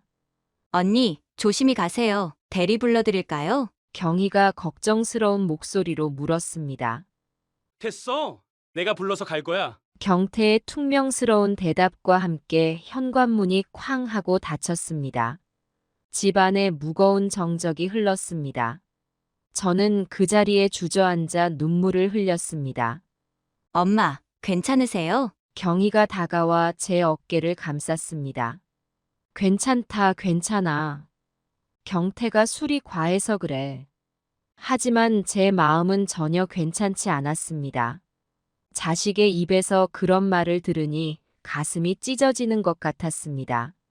엄마, 오빠가 술 때문에 실수한 거예요. 나중에 분명 후회할 거예요. 경희의 위로가 오히려 더 가슴 아프게 느껴졌습니다. 그래, 너 말이 맞다. 술이 과했겠지. 하지만 마음 한구석에서는 경태의 말이 단순한 실수가 아니라는 걸 알고 있었습니다. 평소에 품고 있던 불만이 술기운에 터져 나온 것이라고 생각했지요. 엄마, 제가 오빠한테 전화해 볼까요? 아니다, 경희야. 지금은 그냥 두자. 경태도 시간이 지나면 진정되겠지. 경희는 한숨을 쉬며 고개를 끄덕였습니다. 우리는 말없이 어질러진 상을 치우기 시작했습니다. 엄마, 저는 되도록 명절에 엄마랑 함께 보낼게요. 경희가 갑자기 그렇게 말했습니다. 저는 쓴웃음을 지었습니다. 경희야, 그렇게 말하지 마라. 너 인생은 너가 결정하는 거야. 엄마 때문에 너의 휴가를 포기하지 말 거라. 하지만 엄마, 괜찮아, 정말이야. 엄마는 너희들이 행복하기만 하면 돼. 그렇게 말하고 있자니 문득 제 어머니 생각이 났습니다. 어머니도 저에게 이런 마음이었을까요? 창밖으로 보이는 하늘이 유난히 높고 푸르더군요. 추석날 아침의 맑은 하늘과는 달리 제 마음속은 먹구름이 가득했습니다. 경희야, 우리 잠깐 산책 갈까? 네, 엄마, 좋아요. 우리는 집을 나섰습니다. 아파트 단지를 걸으며 이런저런 이야기를 나눴습니다. 엄마, 너무 마음 아파하지 마세요. 오빠도 나중에 후회할 거예요. 그래, 알고 있다. 하지만 엄마 마음이 그리 쉽게 풀리지는 않을 것 같구나. 가을 바람이 선선하게 불어왔습니다. 낙엽이 우리 발밑으로 날아들었지요. 세상이 참 많이 변했구나. 옛날에는 명절이 기다려지고 즐거웠는데 저도 모르게 한숨이 나왔습니다. 엄마, 그래도 제가 있잖아요. 저는 엄마와 함께 있는 게 좋아요. 경희의 말에 고개를 끄덕였지만 마음 한구석이 아려왔습니다. 경희야, 너는 어떠니? 너 친구들도 다들 해외여행 가고 그러니? 응, 요즘은 다들 그런 편이에요. 하지만 저는 엄마가 더 중요해요. 경희의 솔직한 대답에 가슴이 찡했습니다. 그래, 너희들도 외국 가고 싶겠지. 엄마가 능력이 없어서. 아니에요, 엄마. 그런 말씀 마세요. 그냥 오빠가 너무 심했어요. 우리는 잠시 말없이 걸었습니다. 주변의 다른 가족들이 즐겁게 대화하며 지나가는 모습이 눈에 띄었습니다. 엄마, 우리도 내년에는 다 같이 여행 가볼까요? 해외까지는 아니더라도 국내로라도. 경희의 제안에 잠시 생각에 잠겼습니다. 그래, 그것도 좋겠구나. 하지만 경태가 갈지 모르겠다. 제가 오빠를 설득해 볼게요. 시간이 지나면 오빠도 마음을 풀 거예요. 경희의 낙관적인 태도가 고마웠습니다. 하지만 경태의 오늘 모습을 떠올리니 쉽게 마음이 풀리지 않았습니다. 엄마, 이제 들어갈까요? 좀 쌀쌀해졌어요. 그래, 들어가자. 집으로 돌아오는 길에 마트에 들렀습니다. 경희가 과일과 음료수를 사더군요. 엄마, 이것 좀 더 드세요. 경희야, 그렇게까지 할 필요 없다. 괜찮아요, 엄마. 엄마가 건강하셔야 해요. 경희의 성숙한 모습에 가슴이 뭉클해졌습니다. 집에 돌아와 보니 경태에게서 문자가 와 있었습니다. 어머니, 죄송합니다. 제가 술이 과해서 실수했습니다. 짧은 사과 문자였지만 그래도 마음이 조금은 누그러졌습니다. 경희야, 경태한테 문자 왔다. 정말요? 다행이에요. 오빠도 분명 후회하고 있을 거예요. 저녁이 되자 경희가 경태네 집으로 향했습니다. 과일과 음료수를 들고 가는 경희의 뒷모습을 보며 생각에 잠겼습니다. 우리 가족이 이대로 흩어지는 건 아니겠지. 그날 밤 잠자리에 들며 생각했습니다. 세상은 빠르게 변하고 있고 젊은 사람들의 생각도 많이 달라졌습니다. 제가 너무 옛날 방식만 고집하고 있었던 걸까요? 어쩌면 내년에는 정말로 다 함께 여행을 가보는 것도 좋을 것 같았습니다. 경태의 말처럼 조상 덕을 보는 것도 중요하지만 현재를 사는 우리 가족의 행복도 중요하니까요. 잠이 들기 전 남편 사진을 보며 중얼거렸습니다. 여보, 우리 가족이 다시 화목해질 수 있게 도와줘. 그렇게 파란만장했던 추석날이 저물어 갔습니다. 추석이 지나고 날씨가 쌀쌀해지더니 어느새 겨울이 찾아왔습니다. 창밖으로 보이는 앙상한 나뭇가지들을 보며 한숨을 내쉬었습니다. 나이가 들수록 겨울이 두렵게 느껴지는 건 왜일까요? 그러던 어느 날 아침에 일어나 보니 몸이 으슬으슬 춥고 목이 따가웠습니다. 체온계로 열을 재보니 38도가 넘더군요. 이런, 감기에 걸렸나 보다. 혼자 사는 노인에게 감기는 큰 적입니다. 약을 먹고 하루 이틀 누워 있었지만 차도가 없어 병원에 가기로 마음먹었습니다. 아들 경태에게 전화를 걸었습니다. 경태야, 엄마인데. 네, 어머니. 무슨 일이세요? 미안하지만 엄마가 좀 아파서 그러는데 내일 병원에 좀 데려다 줄 수 있니? 잠시 망설이는 기색이 느껴졌지만 경태가 대답했습니다. 네, 알겠습니다. 내일 아침 9시에 모시러 갈게요. 고맙다, 아들아. 전화를 끊고 나니 마음이 조금 놓였습니다. 아들이 와준다니 든든하더군요. 다음 날 아침 병원에 갈 준비를 하고 경태를 기다렸습니다. 시계를 보니 9시가 되었습니다. 하지만 경태는 오지 않았습니다. 5분, 10분, 30분. 시간이 흘러도 경태는 나타나지 않았습니다. 전화를 걸어봤지만 받지 않았습니다. 문자도 보냈지만 답장이 없었지요. 점점 불안해지고 있을 때 옆집 이 할머니가 들렀습니다. 명순 씨, 안색이 안 좋아 보이네요. 무슨 일 있어요? 감기에 걸려서 병원에 가려고 했는데 아들이 데리러 온다더니 안 와서요. 이 할머니는 걱정스러운 표정을 지었습니다. 그래요? 그럼 내가 모시고 갈게요. 우리 같은 노인네들은 서로 도와야지. 아이고, 그러기엔 죄송해서. 뭐려? 우리가 언제부터 남이었나요? 어서 나가요. 이 할머니의 따뜻한 마음에 눈시울이 붉어졌습니다. 그렇게 이 할머니의 도움으로 병원에 다녀올 수 있었습니다. 의사 선생님께 진료를 받고 약을 처방받아 집으로 돌아왔지요. 집에 도착하자마자 경태에게서 전화가 왔습니다. 어머니, 정말 죄송합니다. 갑자기 중요한 회의가 잡혀서. 경태의 목소리에서 미안함이 느껴졌지만 한편으로는 서운한 마음이 들었습니다. 괜찮아, 아들. 엄마는 잘 다녀왔어. 정말 죄송해요. 제가 나중에 찾아뵐게요. 알았다. 너무 신경 쓰지 마라. 전화를 끊고 나니 복잡한 감정이 밀려왔습니다.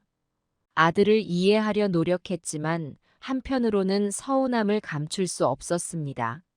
창밖으로 보이는 겨울 풍경을 바라보며 생각에 잠겼습니다. 세상이 참 많이 변했구나. 예전에는 부모가 아프다고 하면 모든 걸 제쳐두고 달려왔는데. 하지만 이내 마음을 다잡았습니다. 아들도 나름의 사정이 있었겠지. 너무 서운해하지 말자. 저녁이 되자 경희에게서 전화가 왔습니다. 엄마, 오빠한테 얘기 들었어요. 많이 아프세요? 아니야, 괜찮다. 그냥 감기일 뿐이야. 제가 내일 꼭 찾아뵐게요. 뭐 필요한 거 없으세요? 고맙다, 경희야. 하지만 너무 신경 쓰지 마라. 엄마는 괜찮아.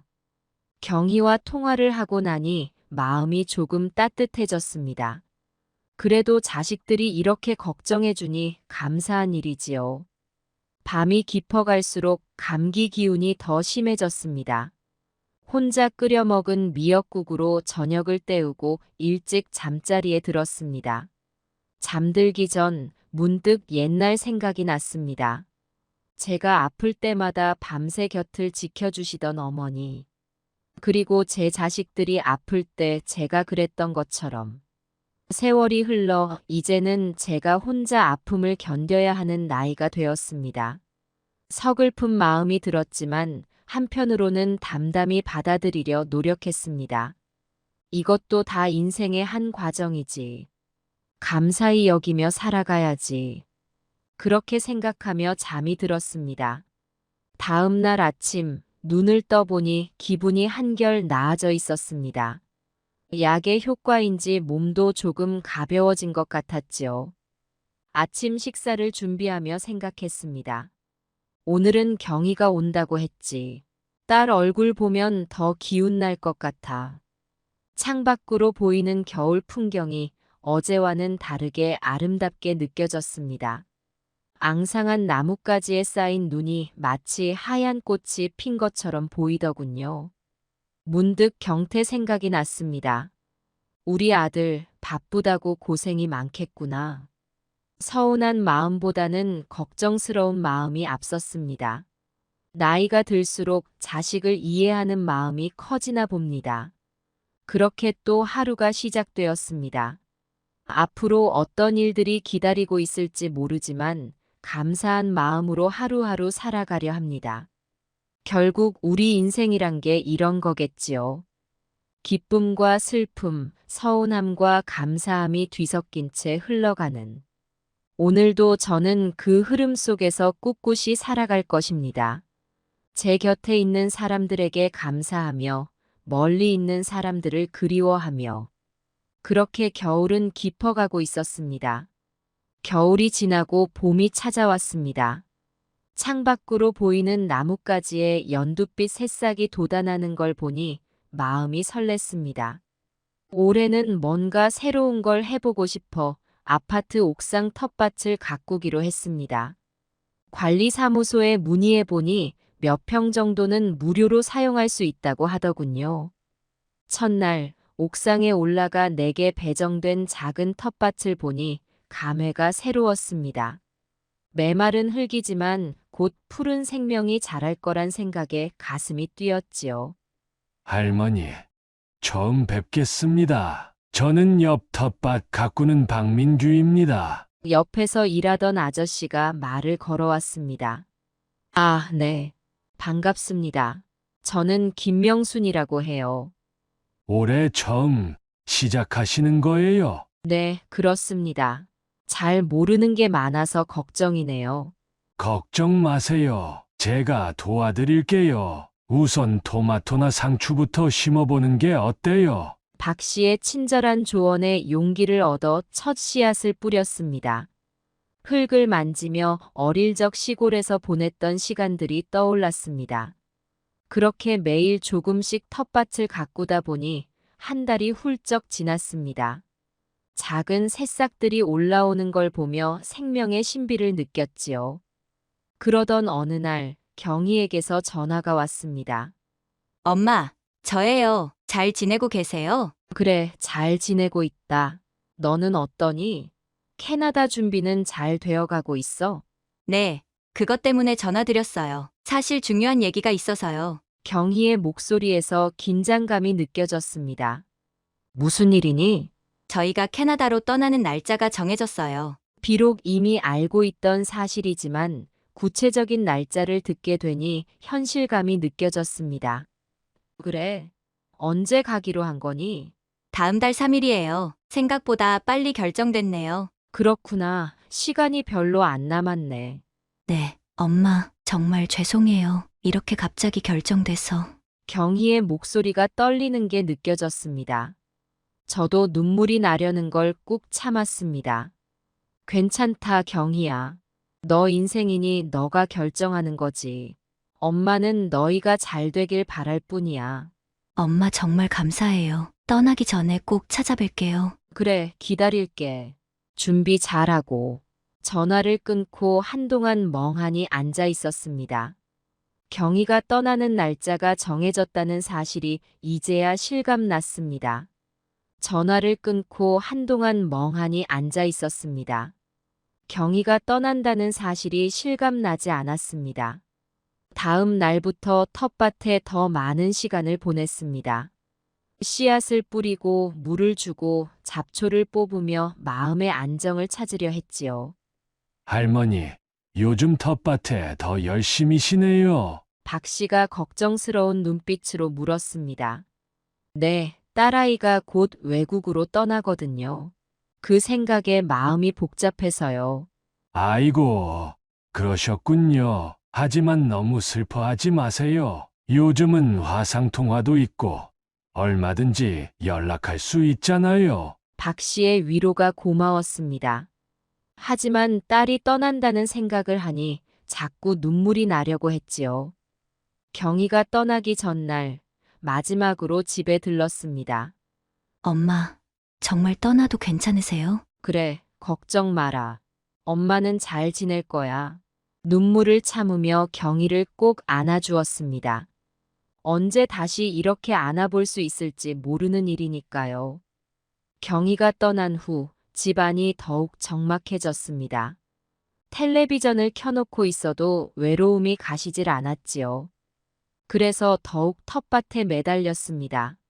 아침 일찍 일어나 옥상으로 올라가 식물들을 돌보았습니다.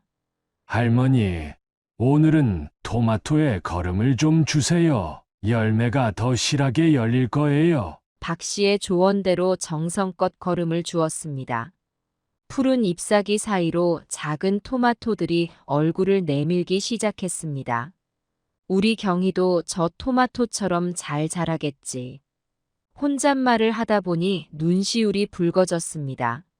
하지만 이내 마음을 다잡았습니다. 그래, 김명순. 너무 슬퍼하지 말자. 경희는 분명 잘 될 거야. 날이 갈수록 텃밭은 더욱 풍성해졌습니다. 상추, 방울토마토, 오이. 정성껏 가꾼 채소들이 쑥쑥 자라났지요. 어느 날 첫 수확한 방울토마토를 따서 경희에게 사진을 보냈습니다. 우리 딸, 엄마가 직접 기른 토마토야. 맛있게 생겼지? 곧바로 경희에게서 답장이 왔습니다.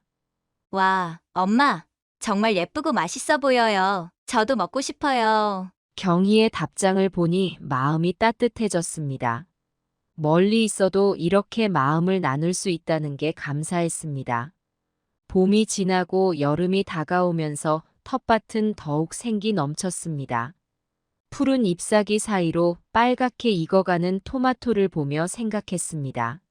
내 인생도 저 토마토처럼 조금씩 익어가고 있구나. 텃밭을 가꾸며 보낸 시간들이 제게 큰 위로가 되었습니다. 식물을 돌보며 제 마음도 조금씩 치유되어 갔지요. 이제는 경희가 떠난 것을 받아들일 수 있게 되었습니다. 물론 가끔 그리움이 밀려올 때도 있지만 그럴 때마다 텃밭으로 올라와 식물들을 돌보며 마음을 다잡습니다. 그래, 우리 경희도 저 멀리서 잘 자라고 있겠지. 언젠가 더 크고 단단해져서 돌아올 거야. 그렇게 생각하니 마음이 편안해졌습니다. 이제 저는 매일 아침 텃밭으로 올라가 새로운 하루를 시작합니다. 식물을 가꾸며 느낀 생명의 신비, 그리고 그 과정에서 얻은 위로. 제 인생에 새로운 의미를 더해준 이 작은 텃밭에 감사한 마음이 듭니다. 앞으로도 이 텃밭처럼 저의 삶도 꾸준히 가꾸어 나가겠습니다. 그리고 언젠가 경희가 돌아왔을 때 더 단단해진 모습을 보여주고 싶습니다. 그렇게 저의 봄은 새로운 희망과 함께 지나가고 있었습니다. 봄이 지나고 여름이 다가오던 어느 날이었습니다. 아침 일찍 텃밭에 올라가 물을 주고 내려오는데 현관 앞에 경태가 서 있었습니다. 얼굴이 좋지 않아 보여 가슴이 철렁 내려앉았습니다. 경태야, 웬일이니? 어머니, 죄송합니다. 또 찾아왔습니다. 경태의 목소리에서 긴장감이 느껴졌습니다.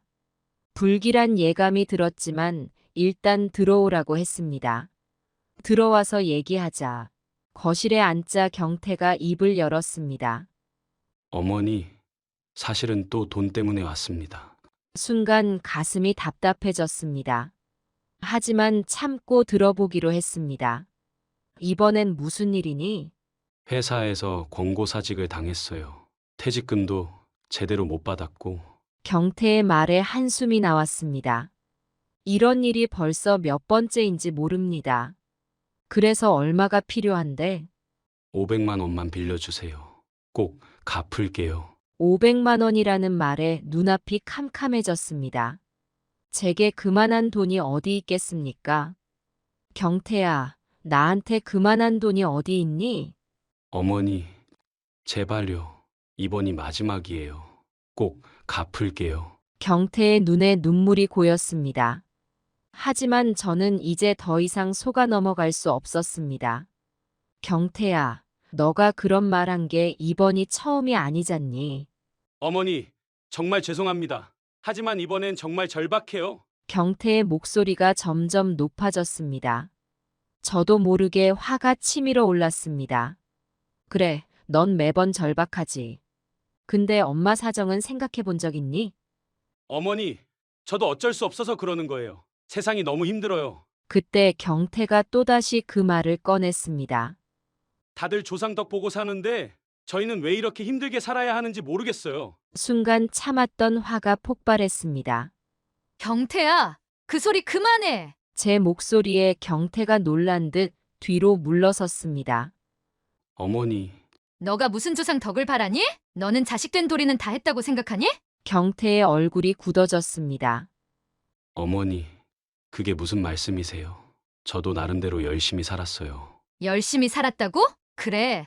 너 나름대로 열심히 살았겠지. 하지만 내 입장에서는 어떨 것 같니? 제 말에 경태가 고개를 숙였습니다. 어머니, 저도 노력했습니다. 하지만 세상이 너무 힘들어요. 세상이 힘든 건 너뿐만이 아니야. 다들 힘들게 살아. 근데 다른 집 자식들은 부모님께 용돈도 드리고 효도한다더라. 그건 그 사람들은 조상 덕을. 또 그 소리니? 자식된 도리도 안 하면서 조상 덕을 원해? 경태의 얼굴이 붉어졌습니다. 어머니, 그게 무슨 말씀이세요? 저도 나름대로. 나름대로는 무슨. 넌 지금까지 나한테 받기만 했지 준 게 뭐가 있니? 순간 경태의 눈에서 분노가 느껴졌습니다. 어머니, 저도 힘들어서 그런 거예요. 왜 이렇게 몰아세우세요? 너가 힘든 건 알아. 하지만 나도 힘들어. 나이 들어 병원비도 걱정되는데 너가 자꾸 돈을 달라니 어떡하니? 그럼 어머니는 저보고 어떡하라는 거예요? 길거리에 나앉으라고요? 경태의 목소리가 점점 더 커졌습니다. 이제는 더 이상 참을 수가 없었습니다. 경태야, 이제 그만하자. 더 이상 나한테 기대지 마라. 네? 어머니, 그게 무슨... 너 인생은 너가 책임져야 해. 이제 너도 나이가 있잖니. 하지만 어머니, 저는 정말로 도움이 필요해요. 그 도움을 더 이상 어머니한테 바라지 마. 네 힘으로 살아가야 할 때야. 경태의 눈에 절망감이 어렸습니다. 어머니, 제발요. 이번만 도와주세요. 안 된다. 경태야, 이제 그만하자. 어머니! 경태가 소리를 지르며 일어섰습니다.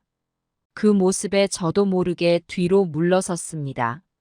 너 지금 나한테 소리를 지르는 거야? 저도 더는 참을 수가 없어요. 어머니는 왜 저를 이해하려 하지 않으세요? 내가 너를 이해하려 노력한 세월이 얼마나 되는 줄 아니? 이제는 너가 나를 이해할 때야. 경태의 눈에서 눈물이 흘러내렸습니다.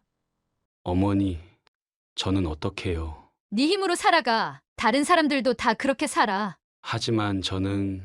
이제 그만 가거라. 경태야. 어머니! 그리고 다시는 돈 때문에 찾아오지 마라. 제 말에 경태가 굳어버렸습니다.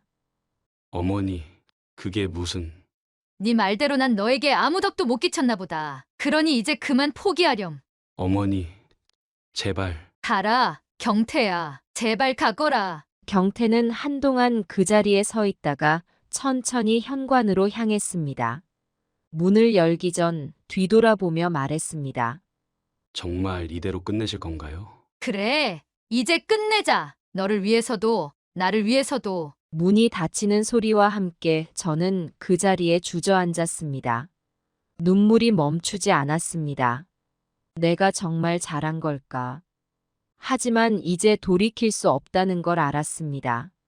이것이 우리 모두를 위한 최선의 선택이라고 스스로를 위로했습니다. 창밖으로 보이는 하늘이 유난히 높아 보였습니다. 저 하늘처럼 넓은 마음으로 살고 싶었지만 현실은 그리 녹록지 않았습니다. 그날 이후 경태에게서 연락이 오지 않았습니다. 처음엔 불안했지만 시간이 지나며 오히려 마음이 편해졌습니다. 텃밭에서 가꾸던 토마토가 빨갛게 익어갔습니다. 익어가는 토마토를 보며 생각했습니다. 우리 경태도 저 토마토처럼 언젠가는 제 힘으로 단단히 익어가겠지. 비록 가슴 아픈 결정이었지만 이것이 경태를 위한 최선의 선택이었길 바랐습니다. 그리고 언젠가 경태가 진정으로 성장한 모습으로 돌아오길 기다리기로 했습니다. 경태가 떠난 후 며칠 동안 집 안에만 머물렀습니다. 아들과의 마지막 대화가 계속 머릿속에 맴돌았지요. 그러다 문득 답답한 마음에 밖으로 나갔습니다. 평소 자주 가던 근처 공원에 도착하니 동네 할머니들이 모여 있었습니다. 박 할머니가 저를 보고 손짓했습니다. 어머, 명순 씨, 오랜만이네요. 어서 와요. 자리에 앉자 이 할머니가 물었습니다. 얼굴이 안 좋아 보여요. 무슨 일 있었어요? 그 말에 갑자기 눈물이 났습니다. 참았던 감정이 한꺼번에 터져 나왔지요. 저 아들과 다퉜어요. 아이고, 무슨 일인데요? 저는 훌쩍이며 이야기를 시작했습니다. 우리 아들이 또 돈을 빌리러 왔더라고요. 이번엔 500만 원이나. 주변 할머니들이 놀란 표정을 지었습니다. 500만 원이요? 아이고, 그 정도면 큰 돈인데. 맞아요. 제가 어디서 그만한 돈을 구하겠어요. 그동안 있는 돈 없는 돈 다 줬는데. 말을 이어가며 눈물이 멈추지 않았습니다. 그래서 이번엔 거절했어요. 그랬더니 아들이 화를 내더라고요. 조상덕 못 봤다고. 김 할머니가 한숨을 쉬며 말했습니다. 요즘 젊은 사람들은 왜 그렇게 조상덕 타령만 하는지 모르겠어요. 자기 노력은 안 하고. 맞아요. 저도 그 말에 화가 났어요. 그래서 다시 오지 말라고 했어요. 주변이 조용해졌습니다. 잠시 후 이 할머니가 조심스레 말을 꺼냈습니다. 명순 씨, 너무 마음 아파하지 마세요. 때로는 그렇게 해야 할 때도 있는 거예요. 맞아요. 우리 아들도 예전에 그랬어요. 돈 달라고 막무가내로 졸라대서 한 번 크게 다퉜죠. 그 뒤로 정신 차리더라고요. 다른 할머니들도 하나둘 자신의 경험을 이야기하기 시작했습니다. 어떤 분은 아들과 절연했다가 몇 년 만에 화해했다고 하고, 또 어떤 분은 지금도 연락이 끊겼다고 했습니다. 그들의 이야기를 들으며 제 마음이 조금씩 가벼워지는 것을 느꼈습니다. 저만 이런 고민을 하는 게 아니었던 거지요. 명순 씨가 한 선택이 옳았다고 봐요. 최 할머니가 말했습니다. 자식이 부모에게 기대는 건 어느 정도까지예요. 이제 다 컸으면 제 힘으로 살아야지. 맞아요. 저도 그렇게 생각해요. 이 할머니가 동의했습니다. 우리 나이에 무슨 큰 돈이 있다고 자꾸 달라고 하는지. 그들의 지지에 용기를 얻어 마음속 깊은 곳에 이야기를 꺼냈습니다. 사실 제가 이런 말하기 부끄럽지만 가끔은 우리 경태가 미워지더라고요. 제가 나쁜 엄마인가요? 주변이 다시 조용해졌습니다. 잠시 후 박 할머니가 제 손을 잡았습니다. 명순 씨, 그런 생각 들 수 있어요. 너무 자책하지 마세요. 우리도 다 사람인데. 맞아요. 자식이 잘못하면 미워질 수도 있는 거예요. 그게 이상한 게 아니에요. 김 할머니가 거들었습니다. 그들의 말에 눈물이 다시 났습니다. 하지만 이번엔 후련한 눈물이었습니다. 고마워요, 여러분. 이렇게 들어주시고 이해해 주셔서. 우리는 그렇게 한참을 이야기를 나눴습니다. 각자의 경험과 조언을 나누며 서로를 위로했지요. 해가 저물어갈 때쯤 자리를 털고 일어났습니다. 집으로 돌아가는 길에 마음이 한결 가벼워진 것을 느꼈습니다. 집에 도착해 현관문을 열며 생각했습니다. 그래, 이게 최선이었어. 경태도 이제 제 길을 찾아갈 거야. 저녁을 준비하며 오늘 있었던 일을 곰곰이 되새겼습니다. 이웃들과 이야기를 나누고 나니 제 결정이 틀리지 않았다는 확신이 들었습니다. 식탁에 앉아 혼자 밥을 먹으며 문득 웃음이 났습니다. 예전 같았으면 이렇게 혼자 밥을 먹는 게 쓸쓸하게 느껴졌을 텐데 오늘따라 왠지 편안했습니다. 이제 정말 내 인생을 살아야겠구나. 텔레비전을 보다 잠자리에 들었습니다. 오랜만에 마음 편히 잠들 수 있을 것 같았습니다. 다음 날 아침 일찍 일어나 텃밭으로 향했습니다. 토마토와 상추가 무럭무럭 자라는 모습을 보니 절로 미소가 지어졌습니다. 내 마음도 저 채소들처럼 튼튼하게 자라나고 있는 걸까? 텃밭 일을 마치고 내려오는 길에 어제 만났던 이 할머니와 마주쳤습니다. 명순 씨. 오늘은 얼굴이 좋아 보이네요. 네, 덕분에 마음이 한결 편해졌어요. 다행이에요. 언제든 힘들면 우리한테 와요. 같이 이야기 나누면 좋잖아요. 네, 고마워요. 이 할머니와 헤어진 후 집으로 돌아오는 길에 생각했습니다. 세상에 혼자가 아니구나. 나를 이해해주는 사람들이 있구나. 집에 도착해 거울을 보니 어제와는 다른 제 모습이 보였습니다. 눈빛에 힘이 돌아온 것 같았습니다. 그래, 김명순. 이제 새로운 시작이야. 너무 오래 주저하고 고민했어. 창밖으로 파란 하늘이 보입니다. 저 하늘처럼 제 마음도 넓고 깊어질 수 있기를 바랍니다. 경태 생각이 났지만 이제는 마음이 아프지 않아요. 언젠가 경태도 제 길을 찾아 성장할 거라고 믿습니다. 그때까지 나도 더 단단해지자. 경태가 돌아올 때 더 강한 모습으로 맞이할 수 있도록. 그렇게 다짐하며 새로운 하루를 시작했어요. 앞으로 어떤 일들이 기다리고 있을지 모르지만 이제는 두렵지 않습니다. 지난 세월 동안 겪었던 모든 일들이 저를 더 강하게 만들었다는 걸 깨달았거든요. 아들과의 갈등, 딸의 먼 곳으로의 이주, 그리고 혼자 살아가는 외로움. 이 모든 것들이 제게는 값진 경험이 되었습니다. 제 인생의 새로운 장이 시작된 것 같아요. 이제는 더 이상 누군가에게 의지하거나 매달리지 않고 제 삶을 온전히 제 것으로 만들어 갈 거예요. 텃밭을 가꾸며 느낀 생명의 신비, 이웃들과 나눈 따뜻한 대화, 그리고 제 안에서 솟아나는 새로운 힘. 이 모든 것들이 제게 새로운 희망을 줍니다. 그리고 저는 그 장을 힘차게 열어갈 준비가 되어 있습니다. 비록 나이는 들었지만 제 마음은 그 어느 때보다도 젊고 활기차답니다. 새로운 취미를 찾아볼 수도 있고 봉사활동을 시작해 볼 수도 있겠죠. 어쩌면 그동안 미뤄두었던 여행을 떠나볼 수도 있을 것 같아요. 중요한 건 제가 선택한 삶을 당당하게 살아가는 거예요. 이제는 제 자신을 더 사랑하고 아끼려 합니다.